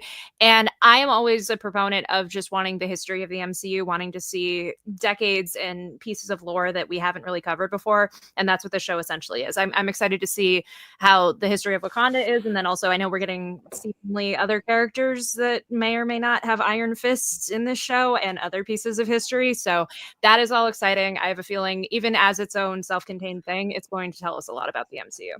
Iron Fist in animation twice. For studios use. I mean, I know Marvel TV, Netflix happened, but Iron Fist in animation twice? Yeah. And being the most pain in the ass character in Marvel Rivals, I feel like Marvel Studios might have a plan here. Jamie, you're number 10. You know, BD, I feel like you really screwed me over by cutting 11 and 12 because now it seems like my number 10 is my last, and people are going to be like, "Dad, your mom!" Oh, and but it's Daredevil Born Again. It's my 10. I'm excited for the show, but I'm be honest, I never finished the Netflix show. I got to do it. I will do it before this comes. I never watched the 3rd season. I will. I'm happy. I'm so happy for the Daredevil fans. You guys deserve this. You waited for so long. You worked so hard. You were not annoying about it, like some fandoms that want things. You know, if you could catch my little drifty drift. So very happy for you. It is not at the bottom. It's just because there's 2 missing. You know what I mean? I mean, listen, Jamie hates Daredevil. It is what it is. Not a big deal. But other than that, I do think it would be fun to do a Daredevil. Like, this is a tall order because there's 3 seasons of this show. I think the show is fantastic, but I think we should do a phase hero Daredevil, seasons 1 through 3 episode before Born Again. But that's quite a bit of homework, so we'll have to see. I just rewatched season 1 and 2, and I don't like it enough to watch it again, but I will jump in for season 3. I'll tell you that right now. I'm going to rewatch the whole thing. I think Daredevil's fantastic. I did it so recently. I don't want to do it again. That's fair. That's fair. See, I told you guys, Jamie hates Daredevil. Hates it. No, it's dark. It's just like a bleak show, you know? Can we also say this isn't us judging what the quality of the thing is inevitably going to be? It's us saying our personal level of anticipation, and people get excited about different things. Like that is, we're not saying Jamie's not saying she thinks Daredevil's going to be bad. She is just saying she's excited for everything else more. No, I think you're right. I should rephrase Thank that. you, Jenna. Jamie thinks Jamie knows she's gonna hate Daredevil Born Again. I'm just kidding. I'm just kidding. All right, Aaron, what's your number 10? Oh, I got Wonder Man down here. I cannot wait to see. Wait. Time out. It says Harley Quinn on the big board. That might be an editing mistake. It might be. I can talk about Harley Quinn season 5, which Jamie brought to my attention. Like, oh yeah, we still get it. Aaron, the ranking you sent me has Harley Quinn number 10. Oh, Can I not count? You know what? Aaron failed math. Maybe it is Harley Quinn season 5. I went off the email that you sent me. Okay, so I just can't count. That's cool. They didn't pay me to do algebra. I didn't come here to play school. Go check your email so you don't do this every time. Huh? I can forward the email back to you. I bet I did. I'm not joking. I'm like, oh boy, look at that. Cannot, because it's right here under it. So I just forwarded it back to you, the email that you sent me. Just bounced it back. Just if you want to go off that list, because that's what's going to show up here. Well, I am excited for Harley Quinn because it is the funniest streaming arc I've ever seen. This thing has been on 5 different streaming services, I want to say. It has lived lives on DC Universe, HBO Go, HBO Max, and Max. And it still somehow survived all of the weird, like, consolidation and spinning off and making things different. And James Gunn stepping up and being like, you know what? Yeah, this absolutely can continue. Like, it's made through 3 different regimes, if I'm not mistaken, which is just bonkers to consider. And it's really good. So I'm gonna be sad when this goes away. It's been like the one through line through all the DC stuff, as like the live action stuff has been like a splash panel from a crossover comic where everything is just blowing up constantly. There's like Harley and Ivy driving a convertible into the Grand Canyon. So I'm excited. I'm happy about it. All right, we're in our top 9. What do I got? I don't even remember. I think it's Wonder is going Man. great. It is. It's Wonder Man. Okay. My number 9 is Wonder Man. We've seen a very short version of a teaser for this. I like the cast. I like the Trevor Slattery's back. I think Wonder Man is going to be really fun. I think end of the year, I won't be surprised if Wonder Man ends up higher on my list than it is in my anticipation. I think it's one of those. But at the same time, is this a Spotlight title? Yes. It is. Okay. Well, it just a bunch of episodes dumped at once. It is what it is. I don't think that necessarily means that. It just meant more. It's different. I didn't think they said Spotlight necessarily means a binge release. I don't know. Okay. Well, either way, I don't know. It looks fun. I'm not entirely sure what's going to be going on in this show yet. I love that it seems like a cool, fun love letter to Hollywood and movies and superheroes all mixed into the MCU, and that's fun. I think I'm going to end up liking this more. But right now, I just don't feel like I have reason to put it ahead of other stuff, and a lot of other stuff looks super freaking exciting. So number 9 is honestly this could have been number 10, but I still think I think Wonder Man's gonna be pretty cool. But it's just not thinking it's gonna be pretty cool enough yet to be higher on my list. And I feel like it's hard to hype things up when I'm this low in the ranking. I just sound like I'm not excited, but I am, and it is what it is. Jamie, if Jamie was awake, she would say I hate Wonder Man, but. She's her heart taking a power nap in so between her right rankings. Her heart rate is like busted. 56 beats per minute. 56. All right, Jenna. All right, my number 9 is Harley Quinn. For a lot of the reasons that Aaron just said, it is still a miracle that this show even exists and is just as fun and watchable as it is. I even watched the Kite Man spinoff, which like nobody watched when it came out last summer, but it is also a lot of fun. I'm excited by the prospect of them kind of shifting over to Metropolis. I think that's going to be really chaotic, and I just as a comic fan, having something that is now in season 5 that has Harley and Ivy's relationship front and center is still just unbelievable. And I love that there's like a whole new legion of Harley Ivy shippers because of this show. So I'm excited to see what this new season has. All right, Jamie, what you got number 9? Captain America: Brave New World. I'm excited about this movie. I'm so excited to see Mackie lead a movie, and I'm so excited for Harrison Ford as Red Hulk. But I think it's just like we've waited for it for so long, and the trailers just aren't as good as some of the other trailers. So my hype, it's just not as hyped as the others, but I am excited for it. That's all. I do find it interesting that Captain America: Brave New World, of all the movies that are eligible for this right now, it is the closest. And typically when we do these sort of rankings in our heads or online or anything like that, we sit here and we go, I always end up more excited for the thing I've seen more of. But Cap 4 in some cases that doesn't seem to be the case. I mean, I like the trailers, but it's not going to, spoiler alert, it's not my number 1 of the year yet. And it's the closest one. So it's interesting to see that effect or what, just how that's going to affect Captain America. Aaron, what's your number 9? Well, me and you vibing now that I see that, yes, I did, in fact, label everything wrong. You know, I used to write words for a living at one point. It's one man. I walked into one of our friends' house yesterday to go out for New Year's Eve, and they were watching Iron Man 3. And I was like, oh, yeah, we are going to see him in like 2 seconds. Dear goodness. Like, it was funny too, because half the people in the room, I was like, wow, I don't remember all of this movie, and I'm just sitting there rattling off stuff about it because that's one of like my little corners. I am really excited to see what this movie is. It got announced / reported, and we didn't hear anything for freaking ages. And then that weird Agatha press reel night before the finale happens with all of us on the phone, and we get more about it in afternoon than we had the previous 2 years of it being in development. So excited for Yaya. Let's get it going. And isn't it supposed to be the latest? It's like the last title of the year, isn't it? It's December 2025. Yep. Yeah, I just Googled it. Wow, because somebody was asking about when it comes out, and I Googled it, December 2025. Yep.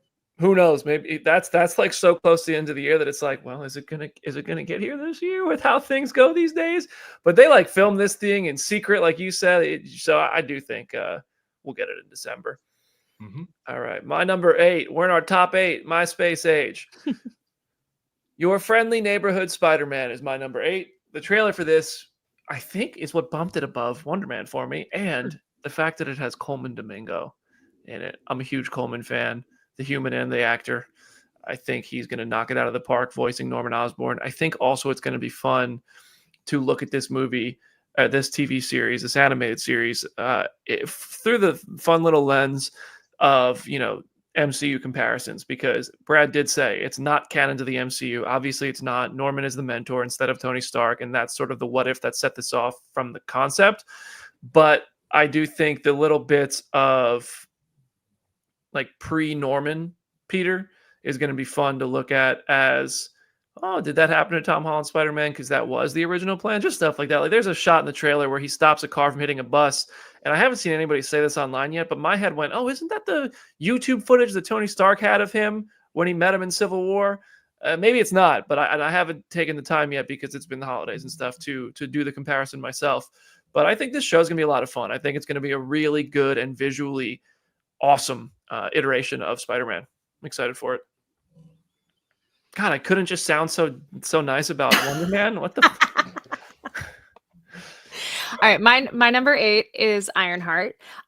First off, I'm excited to see Chicago in the MCU. Like, they're between the footage that was at D23 and is in the 2025 teaser. Like, she is flying through Chicago, so I'm very curious to see what that's going to look like.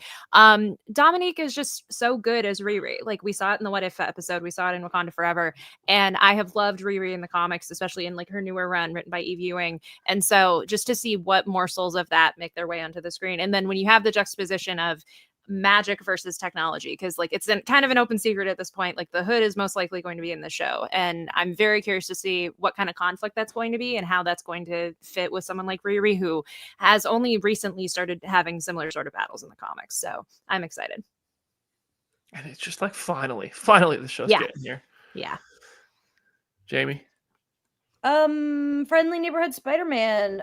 This, I was very uninterested in this, but then when I found out the Hanna-Barbera inspirations, that really struck me. And then when we saw I think we saw the opening scene at D23 at the panel that BD moderated and did an amazing job at, and watching that footage, I was like, hell yeah, okay.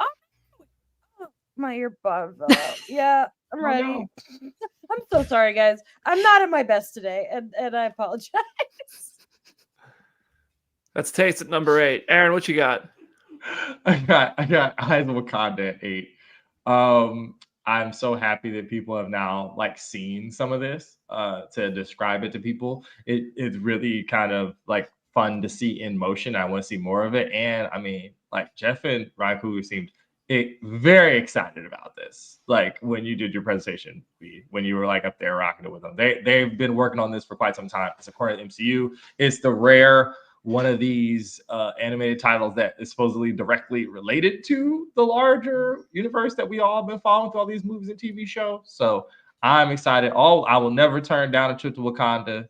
Ryan is very busy, so we don't get to go and visit as much as maybe we should. So I'm going to enjoy it when it happens. I think the animation of Eyes of Wakanda is really the selling point right out of the gate, too. It looks beautiful. Number 7, we're our top 7 here. I have Ironheart at number 7. This is one that I've been looking forward to for a long time. I think Riri's a great character, great intro in Wakanda Forever. The suit looking better than it looked in Wakanda Forever is awesome. I am curious to see how thoroughly they follow the comic. I think the Ironheart comic, especially her intro, is a really strong book with a great story, and I'm curious to see what they do there. The Hood as a villain is going to be interesting, especially after the Hood kind of was roundabout introduced in What If season 3, and just some of the other things we've heard about this and characters that might show up. Interesting. I'm curious to see how they're going to do this sort of technology versus like spiritual, all those other kind of different, not science-based characters. And that's going to be interesting. No Tony Stark AI. It is what it is. It's not really why I'm excited for Ironheart, although it would probably be higher on my list if that was happening. But yeah, Ironheart number 7. It's one I'm very excited for. I feel like we've been waiting damn forever for. We've just been pushing the boulder of like it's on the rankings one year and then it's not, and then it's on the rankings the next year. And then How many times have I put this in my damn hike? You know? Yeah. All right, so my number 7 is Daredevil Born Again. I agree with Jamie. Like, I am so happy for the fandom that this is finally becoming a reality to the degree that it is. I still have not seen the last season, so I definitely need to change that before Born Again comes out. But Charlie Cox just is Daredevil. Like, he just knocks it out of the park as Daredevil, as Matt Murdock, and Vincent D'Onofrio. Just the prospect of seeing them together on screen. And then I'm just so curious what does change from the Netflix show, what doesn't change, what other aspects of being in the larger MCU kind of make their way in. I cannot wait to jokingly be annoying the way that Daredevil fans were during She-Hulk and just be like, where's Jen Walters every single episode. But I just think this has so much potential. As I've said in previous episodes, I feel like it could maybe like clue us into how life during the blip possibly was. Like, there's just so much. And knowing that we have even more episodes on the horizon makes me even more excited. I think those Jen Walter comments are going to be hilarious. Well earned. Jamie, you're number 7. Ironheart. Yeah. Look at us. I'm excited. I'm excited for this program. But not as excited as some other programs. Like I cannot believe how long it's been since we watched this first footage. It's been 2.5 years. Come on. I'm ready. So yeah, it's hard. Like, does it exist? I hope so. Let's see it. Aaron? Oh man, so I had to break up the train, but Peacemaker season 2 down here at 7. I really was surprised by how much I enjoyed the first season of this one. I think that's like a minor theme here over these 2 episodes, probably, is how much I'm willing to let myself be surprised. Unlike Brandon Davis, I never had a Morbius to like F me up. So I'm still willing to like try and give people the benefit of the doubt when things don't exactly align. I don't wish it on anyone. I don't wish it on. We've had so many conversations about that goofy poster. No one poster's ever done as much damage to people's psyches as that. But I am excited. The teasers from James have been really interesting. I mean, now you've also, thank you for freeing up John Cena so he can come back for Netflix on Monday. I don't really want to say that. Are you going to that, by the way? Dog, the tickets for the nosebleeds are like $300. It's down the street from the house. I wish. I sent an email to Netflix this morning. I'm hoping I could snag a ticket. If I can, I'll go, but I can't buy one. $302 for like the second to last row and into it. Just to sit in the parking lot, it's $250 if you want to just hear it from the outside. But yeah, anyway, my number 6, Captain America: Brave New World. See, I put it there, and I'm still just like, should it be higher? I really dig the trailers for Cap 4. I think the Red Hulk looks awesome. I think the new Falcon is going to be really cool. And Sam Wilson leading a movie. Anthony Mackie, I'm a big Mackie fan. I like Mackie a lot. But I just think that this year is so stacked that is why Cap 4 is falling to number 6. There's a movie we haven't even seen a real trailer for outside of a room, or if you watched it leaked. And that is just, on principle, its existence is so exciting that Cap 4 can't even top it for me. So, yeah, Cap 4 number 6. But I think, again, at the end of the year, this, much like Wonder Man, might end up higher on my list. But it also, I think, has a risk of being one that falls as well. Like, I hope it's really good. But I don't know what to expect in terms of quality with this one. I want it to be as good as some of these trailers make it look. That's totally fair. My number 6 is Wonder Man. I know it's already been yapped about quite a lot on this episode, but I will say what I am most excited about is just the MCU's Hollywood. I feel like they're going to take this as an opportunity to be slightly self-aware about just the way that MCU productions work and just about the entertainment industry, kind of the way that the She-Hulk finale was, kind of the way that Agatha's episode in What If was. And Yaya is just great. He is hilarious, but still brings gravitas to every single performance that he does. And like even just his line delivery as like Black Manta, I'm excited to have him be in a true comedy series. And I think having it be a two-hander with him and Trevor, and just Brad teased on one of our first episodes of the show that we might be getting West Coast Avengers crumbs, which that alone, I love the West Coast Avengers. If we can see them form or even be hinted at across the show beyond just the couple name drops we got in Hawkeye, I will be over the moon. I also want to point out that our comment section, I'm not really sure what's going on, but people seem to be pretty pissed off at each other. If we could all kind of chill, just be nice. That's the whole point of these episodes, is to have different takes. Look at the four of us having totally different opinions here, and we're all still friends. Whoa, imagine that. Yeah. All right, Jamie, you're number 6. Wonder Man. I'm hyped for this. I love Yaya so much. First of all, he's one of the most attractive human beings that I've ever seen in my life, and he's already won an Emmy for crushing it in a DC show. Let's see him crush it in a Marvel show. Also, I love Trevor, and I'm so happy Trevor's back. I rewatched Iron Man 3 on Christmas because I love that movie, and I love how far Trevor has come, because I know people were pissed about it when it happened, but now they've like retconned it a little in a way that makes it better. And I just, he gives such a good performance. The only thing is that like I know I'm going to be disappointed when Wanda's not in this show. Like I'll be shocked if she is. So I need to temper expectations, but like I want to see Elizabeth Olsen and Yaya kiss. Is really the facts of it. I'm not I can't just live my truth. That's my truth, but it's not, I know that's not going to happen. I respect it. Honestly, even then, like we didn't expect Catherine Hahn and Aubrey Plaza to be kissing in Agatha. So maybe your dreams will come true 2 years in a row. Maybe. Thank you. Aaron, you're number 6. One day they're gonna give us what we want. One day we'll be sitting at the end of the dock, Jamie, and they'll bring her back for us. I got One day. Daredevil Born Again at 6.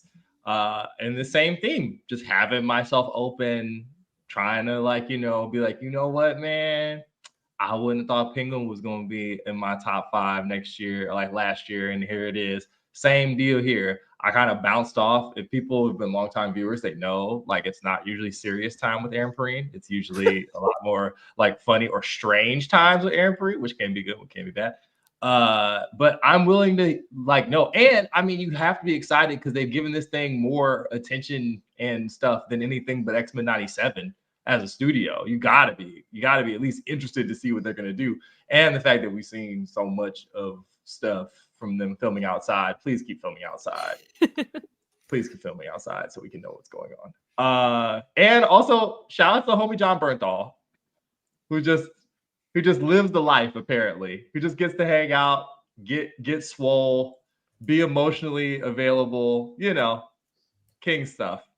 I'm a big John Bernthal fan, man. I'm a big John Bernthal fan. Punisher and Daredevil Born Again. Aaron Moorhead and Justin Benson directing after they did Loki season 2. I mean, how can you go wrong? And I think it's going to be really good. I think it's my number 5, and it is. I do want to rewatch Daredevil. I haven't rewatched it since it released on Netflix. I am going to crack into it again on Disney Plus. I love that show. I mean the Punisher intro is like that scene on the rooftop. I mean that's ripped out of a book and it's fantastic. I think Charlie Cox as Daredevil's great. I'm interested to see what they do with Vincent D'Onofrio's Kingpin after what we got from him in Hawkeye and then Echo. I'm like obviously that's a slightly different version of him since the Netflix show. I think Mayor Fisk is clearly on the horizon, and that's something I got teased in Echo, and that's really interesting. Bringing back the originals was a smart move. I think Daredevil Born Again is going to be pretty damn good. Good chance it climbs the rankings. Some of the things ahead of this have a lot of unknown factors to them, so we'll see. But yeah, Daredevil number 5. Jenna, what you got number 5?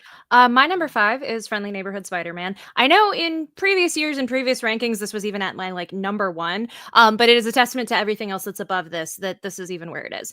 I have been so excited for the show since we started getting more information about it. Leonardo Romero is the lead character designer on this, and he is a comic artist that I thoroughly love. Like he's doing covers and interior work on the Birds of Prey ongoing series that's on right now, and like he literally had to leave that series to go work on the show, which like totally fine with me. That's a fair trade. I think that it's going to just be such a fun sandbox to play in, and I think outside of Spidey and his amazing friends, we haven't really had like a modern Spider-Man cartoon series for like the current generation for the current moment, and I feel like this is really going to change it in some fun ways. I think you're right. Jamie, the first one in your top half. Okay. It's funny. I think a lot of people are going to think this is low, but for me, this is actually really high, and it's Superman. I have never been excited about anything Superman in my life, and this is the first time I am excited. So I'm sure like it's lower than a lot of people, but for me, I'm like, the fact that it's in the top 5 is actually pretty impressive, James Gunn. Like I was really into that trailer. Everything about it looks fun. I am actually hyped for this, which is honestly shocking. I did not think I'd be hyped for this at all. So the fact that it's in the top 5 is pretty cool. Superman, the I first respect one to that. have Superman on their list. Aaron, is Superman your number 5? No. Friendly Neighborhood Spider-Man is. I've been rooting for Jeff Trammell and this team for what feels like 4 years now. It has been a long time coming. There have been people upset that it's not other Spider-Man shows. There's people upset at just how long it's taken, the canonicity of it. It'll be nice to get out here and see any different iterations of Spider-Man. I think the fun thing about the Spider-Verse series is that it's really shown you that there are just so many different ways you can do Peter Parker, and Jeff really knows his stuff and really has respect for a bunch of weird different iterations of the character. I think those are some of those fun parts of those Spider-Verse movies, is like seeing Spider-Buggy and being like, hey, yo, what? Like seeing random Amazing Bagman and being like, holy crap, like I never thought I'd even see this on screen ever. So I'm excited. Nico Minoru mentioned possible like there's all sorts of weird stuff. Nico's in the trailer. Nico's at the end of the trailer. Like what? Like Charlie Cox is in this as Daredevil. It's great, and then Coleman too. Like it's really going to be fun. I'm really excited to see what they've had going. And Brad also, it's like very emotional too somehow. I can't wait to see it. We're in our final 4 here. Over 250 people watching live. Everybody, please continue to subscribe to the channel. We do this every Wednesday, usually during the day. Flirting with the idea of doing it at night, seeing if people would like that. But we're missing like Stamina MC and our London people and stuff. So I don't know. We'll see. I think we're going to stick to our regular daytime for Phase Hero. But this is a special edition to start 2025. We've got our top 4 2025 MCU and DC Universe hype rankings to reveal still. If you just tuned in, you missed our 2024 favorites for movies and TV, which were not just superheroes. That'll be available in podcast form and in this stream if you just rewind it. Layla coming from the UK, 2 a.m. there. Layla, we love you for it. All right, top 4. Whew. What do we got? I mean, I know what we got. It's Peacemaker Season 2. Peacemaker Season 1, much like The Penguin, it exceeded my expectations. DC has for me, proved track record with television. Say what you will about the CW, they sort of revolutionized comic book stuff on TV, and it started before the Arrowverse. It started with Smallville. There was no Netflix Daredevil Defenders verse before the CW verse, before Smallville and all that. And now I think they have raised the bar with Penguin and Peacemaker Season 1. I think Peacemaker Season 1 is one of the best streaming era TV shows, period. I love it. And I would say the same about Penguin. So for that reason, I think Peacemaker Season 2 has a lot going for it, and it's coming right on the heels of Superman. It's going to follow the Superman movie, and that is going to be very interesting in itself. Frank Grillo is taking Rick Flag from Creature Commandos straight into Superman, straight into Peacemaker, and that to me is very exciting as well. And John Cena is just killing it as Peacemaker.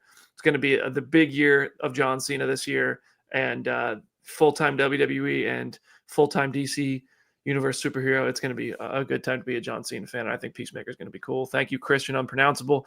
Thank you all for doing this today. Like the stream, everyone watching. Oh yeah, hit that thumbs up, everybody. I think that like makes YouTube show us to more people who might not be here otherwise. Jenna, number 4. Can I just say I'm shocked I'm not the person who mentioned Smallville in this episode. That's usually the thing that I'm the first person to say. So thank you for going on your soapbox about DC TV shows, because that is usually my talking point. My number 4 is Thunderbolts. I remember when this movie was announced, when we got like the first cast photo and everything, and I kind of was like, I know I'm going to like this movie. I had a feeling how much of this is going to be a Black Widow sequel, how much of this is going to be Marvel's version of of Suicide Squad, like who knows. But every subsequent thing we have seen has thoroughly won me over. I think these are some of the best trailers that Marvel Studios has put out in recent memory. Like, they are just so fun. They are really leaning in on the dynamic of the team and just kind of the bite that this movie has. Jake Schreier, even his episode of Skeleton Crew that he did recently, absolutely was incredible. And I have no doubt that he is doing a fun job with this. When the press release of this movie says, like, from Marvel Studios and a bunch of like indie art house movie sellouts or something to that degree, it's like they're having fun with themselves in a way that I think is just going to be really special on screen. Yes, this isn't necessarily the comic Thunderbolts roster, but they're taking some liberties. They're having some fun. Having Yelena at the center of it is just great. Yes, we already know who bought Avengers Tower, and it's probably not the answer that we expected, but we're going to have a lot of fun with this. And I think this movie is really, really going to surprise people.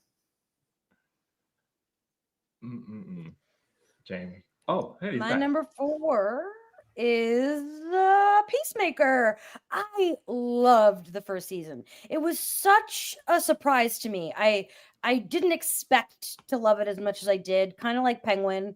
But it's one of my favorite DC things in recent years. I just think it's such a banger, and I'm really excited it's back. Peacemaker is going to be fun, man. Aaron, number 4.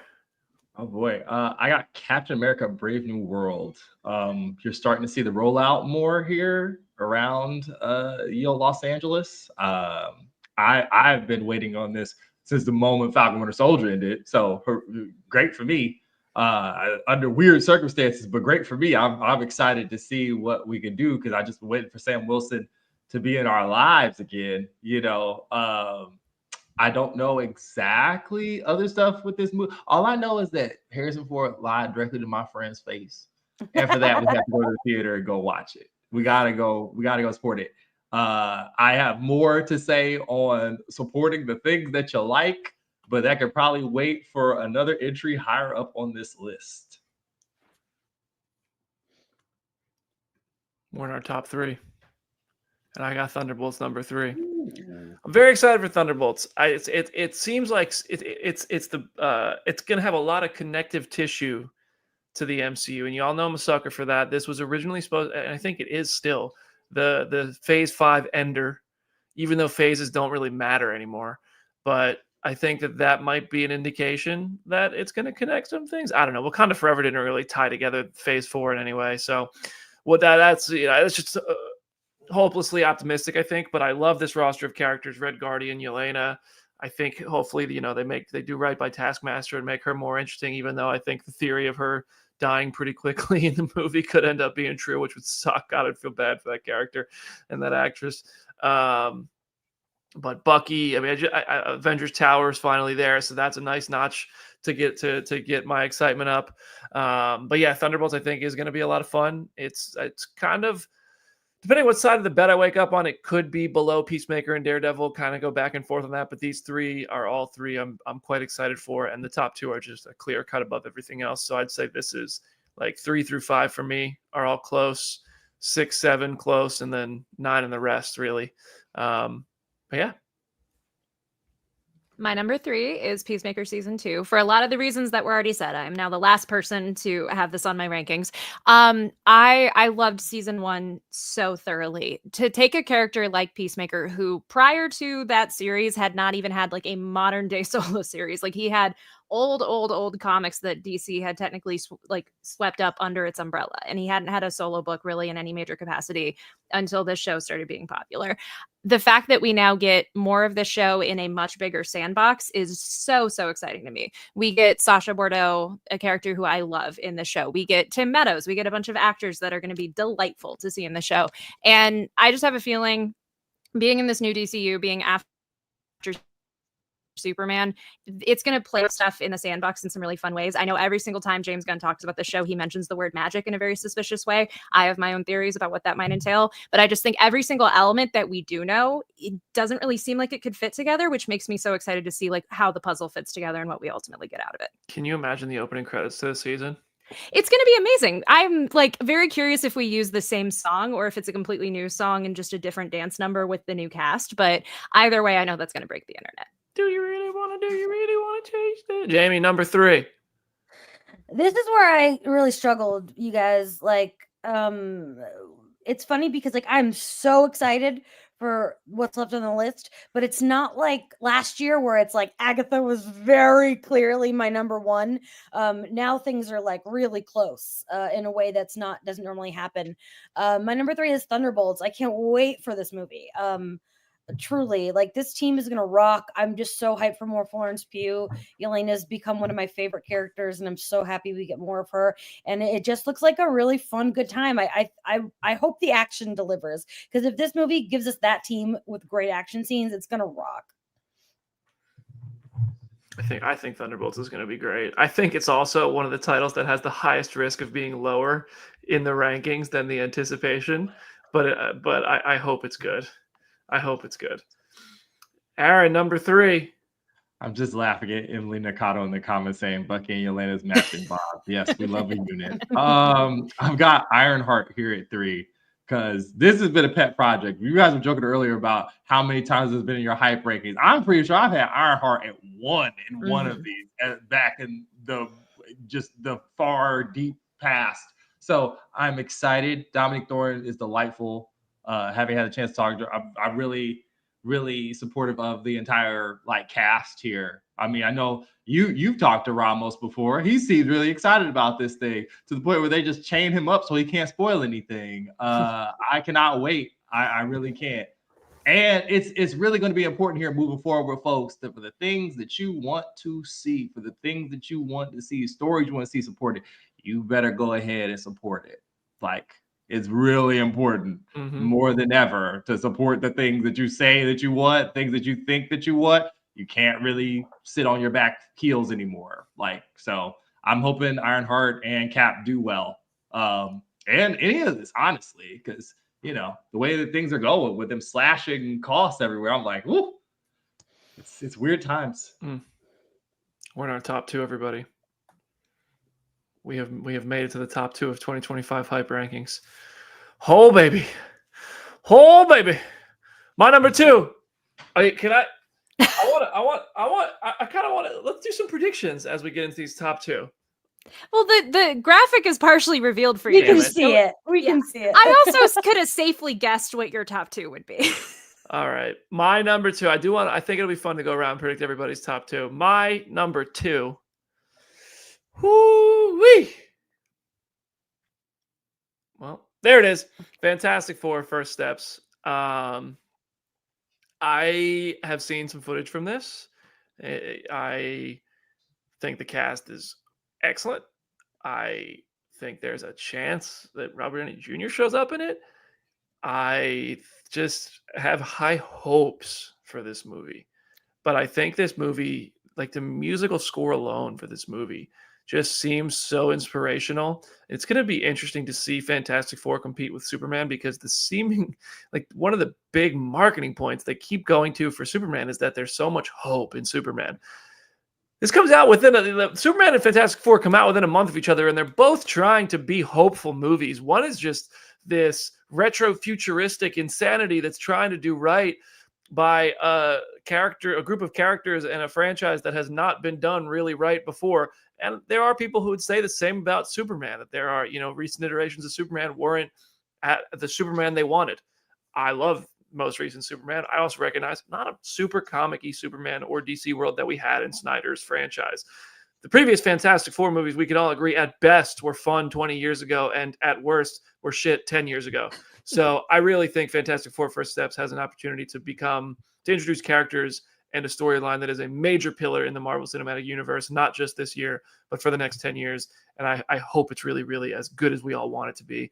Matt Shakman kicked WandaVision's ass. I can't wait to see what he does with Fantastic Four and what this world looks like visually. I hope it's as satisfying as it is audibly in my ears from Michael Giacchino. Well, I'm going to piggyback right off of that because my number 2 is also Fantastic Four First Steps. If we were just doing Marvel rankings, this would be number 1 with a bullet, like no hesitation. The footage that was at San Diego and at D23 made me cry. I was sitting there in the section where no one else was audibly reacting, and I was just over there like gasping and just in awe of what was being shown. Having this really honor the essence of what the team started out as in the comics, of this very ambitious, very Tomorrowland, very like hoping for just a better future. Just getting to see that rendered on screen with modern technology, with the cast that we have, with, you know, Natasha Lyonne, even though people still are like fighting about what character she may or may not be in the movie, with John Malkovich being in this movie. Just the cast is going to be amazing. Like you said, Matt Shackman's going to be amazing. And I'm just so excited to see technically and just aesthetically what this does for what Marvel can tell in terms of stories, like how we can make Marvel movies in the future. I just feel like this is just going to be so lush, so ambitious. I know the day we get a first trailer, I'm going to be vibrating out of my body. I'm going to be so happy. Shout out my man Pedro, says Layla, who 490. What? I don't even know what British currency is anymore. It's not euros. Is it pounds? Pounds, yeah. Whoa. We appreciate it, whatever form of currency. Thank you, Layla, and I'm sure Pedro thanks you too. Layla's been a day one here. We love Layla. Jamie, you're number 2. Oh, I'm sure everyone is going to be like, what the fuck is wrong with her? But it's Harley Quinn season 5. Like, this is just my show. It's my show. I love this show so much. You know, it's funny. I came late to the Harley Quinn train. It wasn't until Birds of Prey, which became like my favorite comic book movie, that like I literally came home from seeing Birds of Prey and I was like, I need more Harley. And I didn't even know this show existed, and I found it, and I stayed up till 7 a.m. binging the first season that night. It was just like transformative, and it is the relationship between Harley and Ivy is just one of my favorite things on TV. It's so funny, and I'm like, I like animation, but I don't get excited for a lot.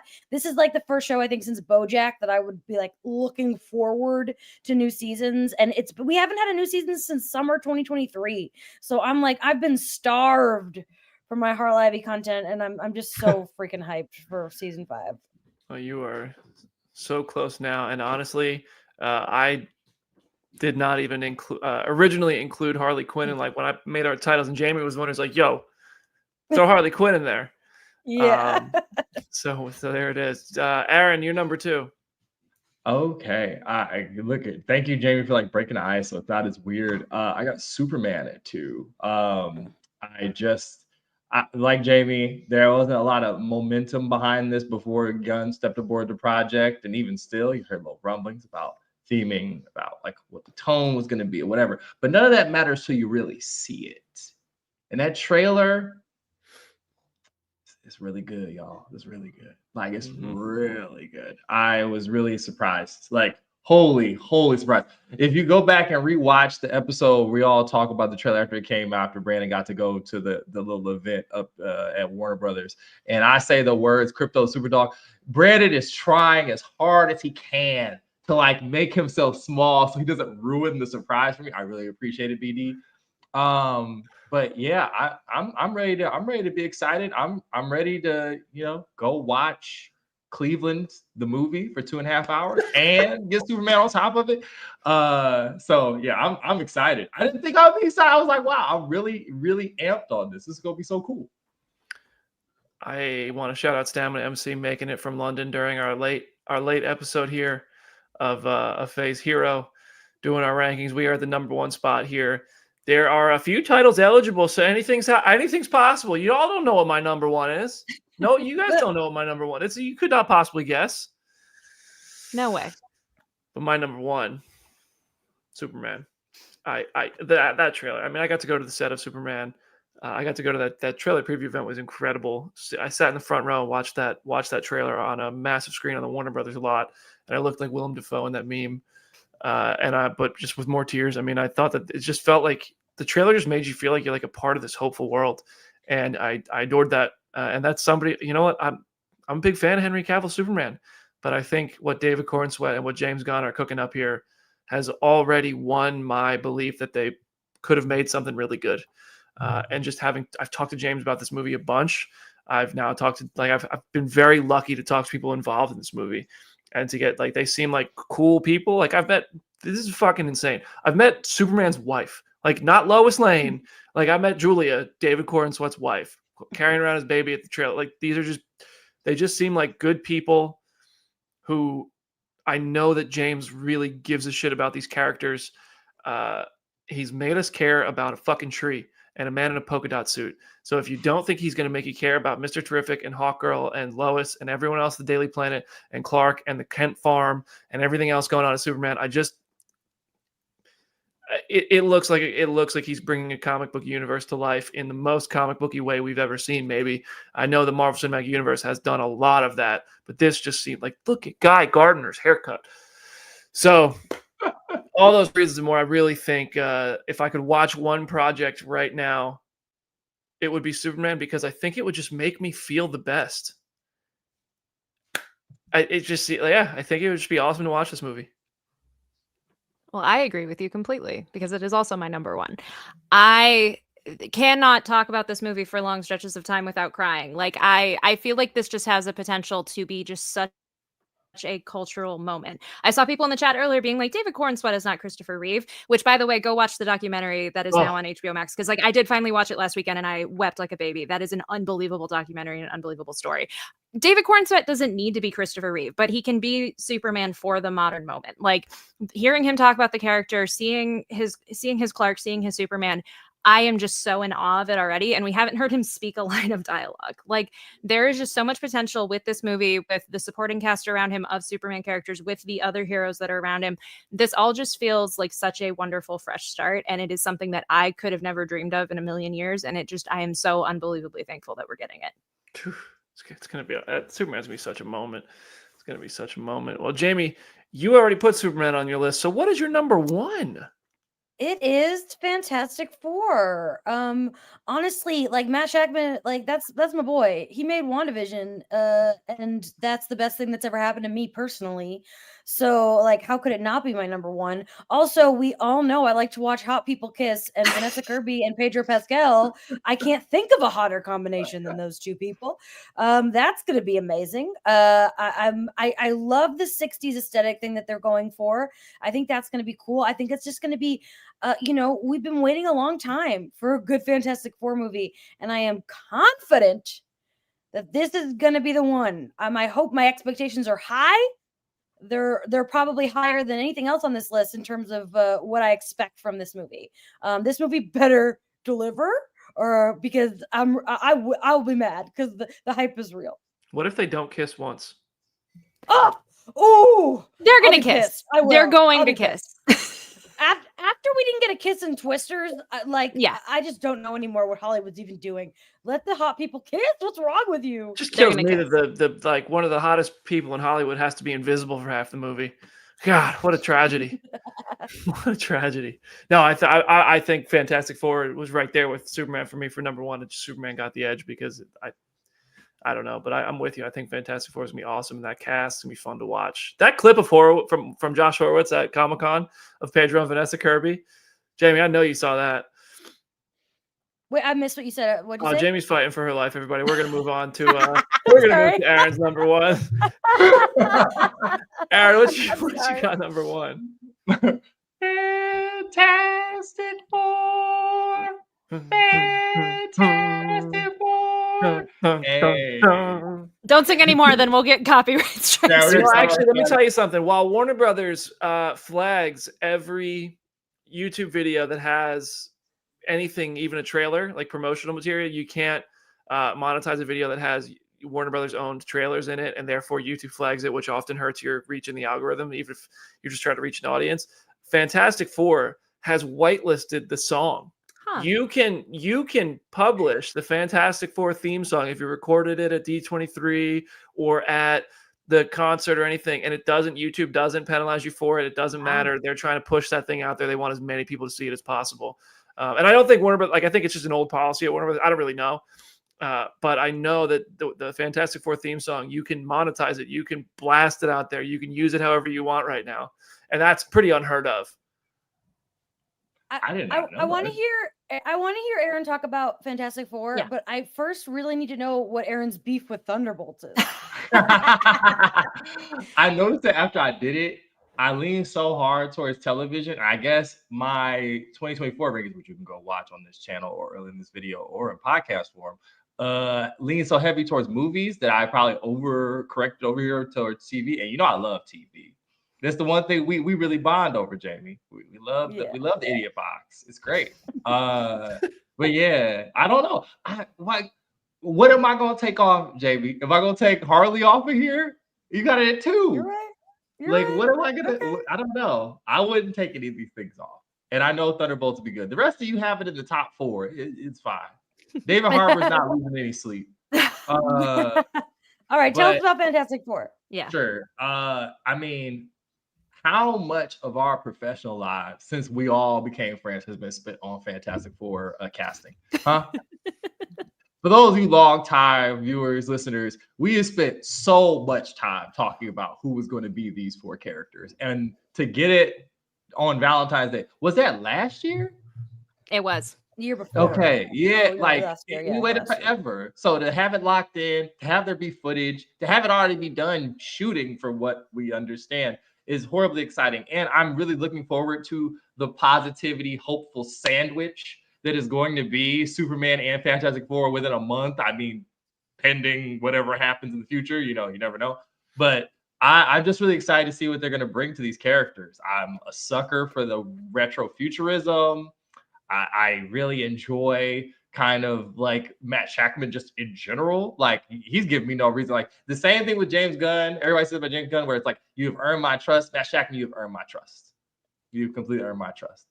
And we really don't know what else is going on in this thing either. I'm really curious for something that is ostensibly based in another universe, possibly. What is there from what we've all watched? It's going to be fascinating to watch. I'm really, really excited. The tone is perfect. Michael Giacchino's weird little chant, weird little Tomorrowland entry gate music is delightful. So the rest of it's going to be flames. If I have to wait till 2027 or 2028 to see freaking Incredibles 3, this will fit in nicely. I dig it. I look at our lists. All right. Well, so Marvel, I'm the only person with Marvel Zombies on their list. I think we may not have texted that, or did you guys just not care about Marvel Zombies? It was dead lower. last. Yeah, it was lower. Dead last. I am still excited for it. Like, there is nothing out of the 12 options that I am not excited for. Wow. Jamie with a I am quick not deadline. excited for Marvel Zombies because one, I don't like that the animation's the same as What If, because I don't really love the What If animation. As we talked about in our last episode, I can't tell who half the people supposed to be anyway. I'm also just not a zombie person. There are a few zombie movies I like, but for the most part, when it comes to horror, it's not my genre. I'm a vampire girl. So it's just I'm not excited about Marvel Zombies. Damn. I'm me. Well, I'm not excited about Harley Quinn. Wow. Well, fuck you. Do we want to do our last segment before we start fighting? Mostly because I haven't watched Harley Quinn, to be honest with you. It's fine. What I have watched, I liked it, but I'm just not catching up on 4 seasons. It's not happening. That was fantastic. I really do think you'd like it. Yeah, you would. That was a top-notch response. All right, so real quick, our rankings from 10 to 1 each. Mine, Marvel Zombies, Wonder Man, Friendly Neighborhood Spider-Man, Ironheart, Cap 4, Daredevil, Peacemaker Season 2, Thunderbolts, Fantastic Four, Superman. Jenna's is Eyes of Wakanda, Harley Quinn, Ironheart, Daredevil, Wonder Man, Spider-Man, Thunderbolts, Peacemaker, Fantastic Four, Superman. Jamie's got Daredevil, Cap 4, Spider-Man, Ironheart, Wonder Man, Superman, Peacemaker, Thunderbolts, Harley Quinn, Fantastic Four. And Aaron has Harley Quinn, Wonder Man, Eyes of Wakanda, Peacemaker, Daredevil, Spider-Man, Cap 4, Ironheart, Superman, Fantastic Four. I love how different our tastes are. Superman and Fantastic Four all pretty high. Peacemaker averaging fairly high. Daredevil kind of across the board, which surprised me. Wonder Man all bottom half. So those are just my takeaways. But we also wanted to highlight a few projects that aren't superhero movies that we're each excited for.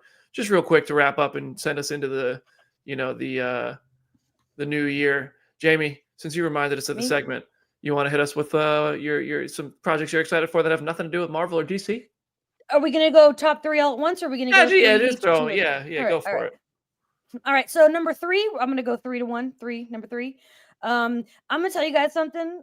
Here's my truth: is that the thing I'm most excited about in 2025 is not any new content. It's the fact that the Revenge of the Sith turns 20. My whole personality in 2025 is going to be the fact that Revenge of the Sith turns 20. As soon as we're done with this, I'm gonna go watch it because I want it to be the first movie I watch this year.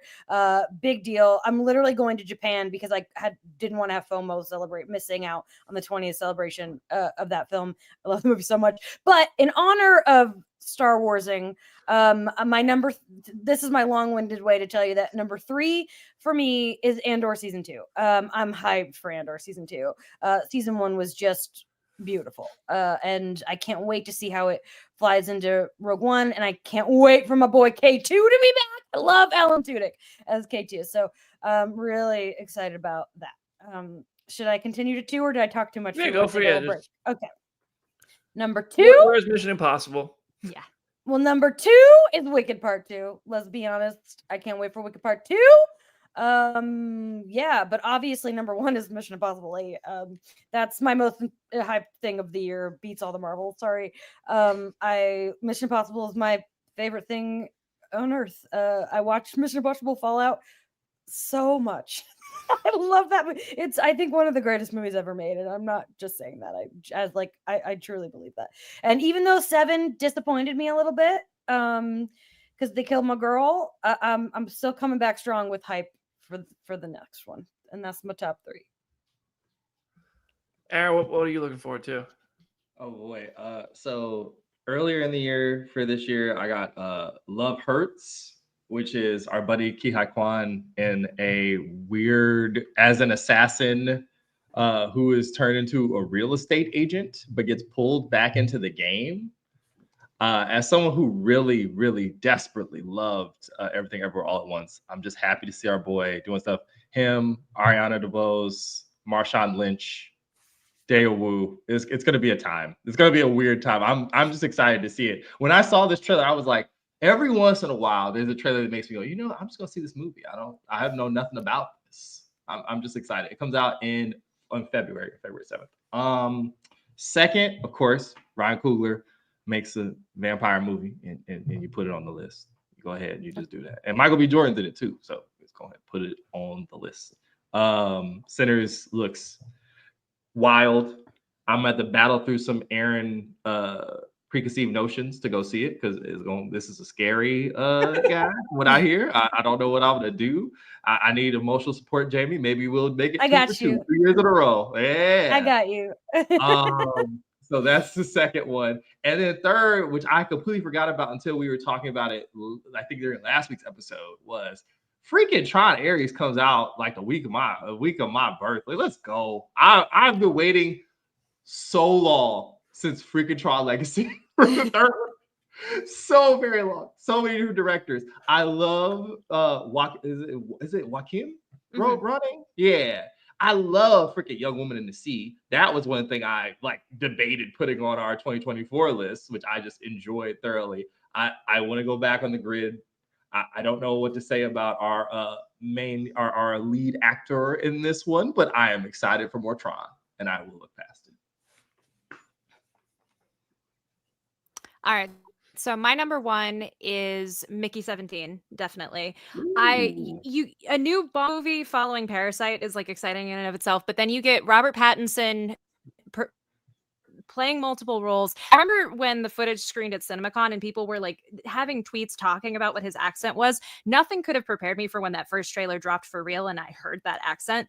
He is just clearly having a delightful time. We get Mark Ruffalo, we get Toni Collette. We just have a all-star cast alongside him. And I feel like there's been a lot of scuttlebutt about this movie of it getting delayed back and forth. And does this reflect the quality of the movie or is it just trying to get an IMAX run? I feel like either way, It is just going to be a delightful, weird thing. Even like they changed the title of the movie because the book that it's based on is called Mickey 7, and they're calling this Mickey 17 because Bong was like, I wanted to kill Robert 10 more times. So that tells me this is going to be a lot of fun. My number 2 is Wicked Part 2 for a lot of the reasons that Jamie just said. I feel like this, like, it's going to be such an event once it comes out. And I'm excited to have some sort of like event filmmaking in this kind of level for something outside of like, you know, Infinity War and Endgame. Like I fully converted Chris, my fiance, into being a Wicked fan, and I know we are going to like drop everything and go see part 2 as soon as humanly possible. So I'm excited for that. And then number 3, I'm going to fold TV into this. I honestly could have picked like a half a dozen different shows that HBO has coming out this year, but I am really excited for The Chair Company, which Tim Robinson is doing. I think You Should Leave is a foundational text in our household. Like all 3 seasons of that on Netflix are just iconic at this point. And so giving him HBO money, and we know nothing about that show outside of like 2 seconds of footage and a sentence long tagline. So I have a feeling it's going to be really weird, and I'm very excited for that. You guys covered a lot of what I was going to say, so I'm just going to rattle off a few others that I'm looking forward to. I mean, White Lotus season 3 on Max. You mentioned everything on Max. You know, there's a lot you could pick from. White Lotus, I love the first 2 seasons. Ballerina, probably going to be pretty cool. I like that Keanu's coming back as John Wick in that. Jurassic World Rebirth. I don't really know what to expect because the quality of Jurassic has been really unpredictable ever since they relaunched. But this is a big Gareth Edwards project, and I'm a huge Gareth Edwards fan, so I hope that is really good. What else is there? Those are 3. Wicked Part 2 is obviously one I'm tremendously excited for. Sinners looks awesome.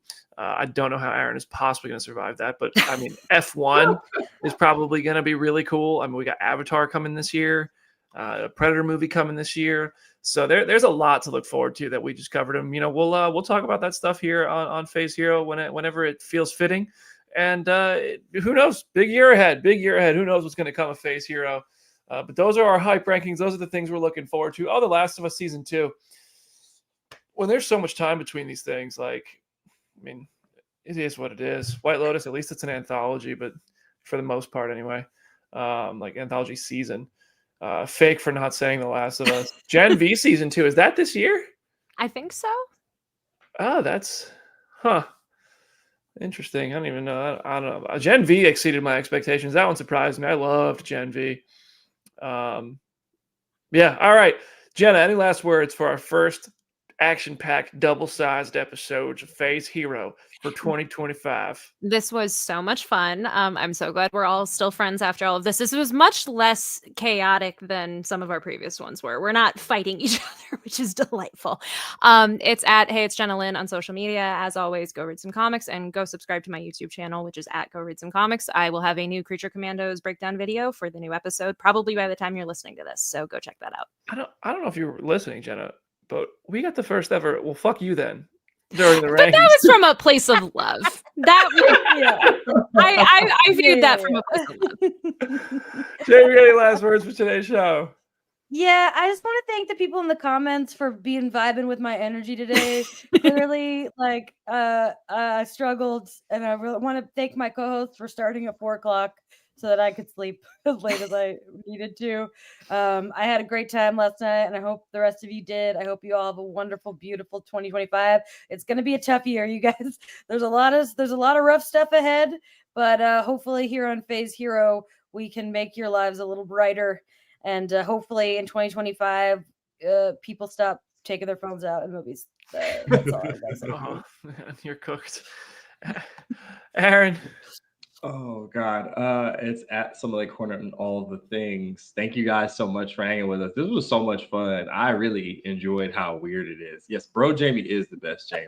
Yeah. She is a rare form. She's her bag today. I was a guest on the Reckless Rebellion podcast where Thomas Rochester and his merry band of rebels talk about Star Wars. We talked about Skeleton Crew. Today's episode was wild. I was like, oh my goodness. So if you're down to do a little Star Wars, which we'll talk about that at some point. What we be at some point. Oh yeah, we're gonna do a Skeleton Crew episode. Yeah, we're gonna do a Skeleton Crew episode that day. I'm gonna binge Skeleton Crew leading up to that podcast, and then we're gonna do one of those like as soon as it ends. Hell if yeah. the episode is 45 minutes long, we are live 45 minutes after the hour it releases type thing, and just do a Skeleton Crew Yapathon that night. Yeah. All right, y'all. That's our show. Thank you so much for hanging with us. Happy 2025. I hope everybody has a healthy, happy, good, safe, as good as it can be new year. Go do the thing you've been thinking about doing.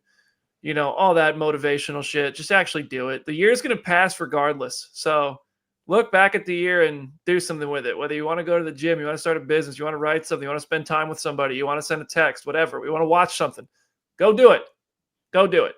All right. And continue with us throughout 2025 on Phase Hero. We really appreciate it. Subscribe to the channel, 5-star review, follow all my co-hosts here.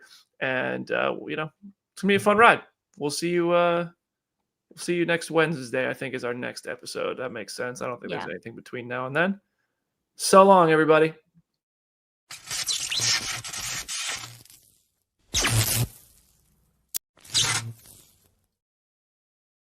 You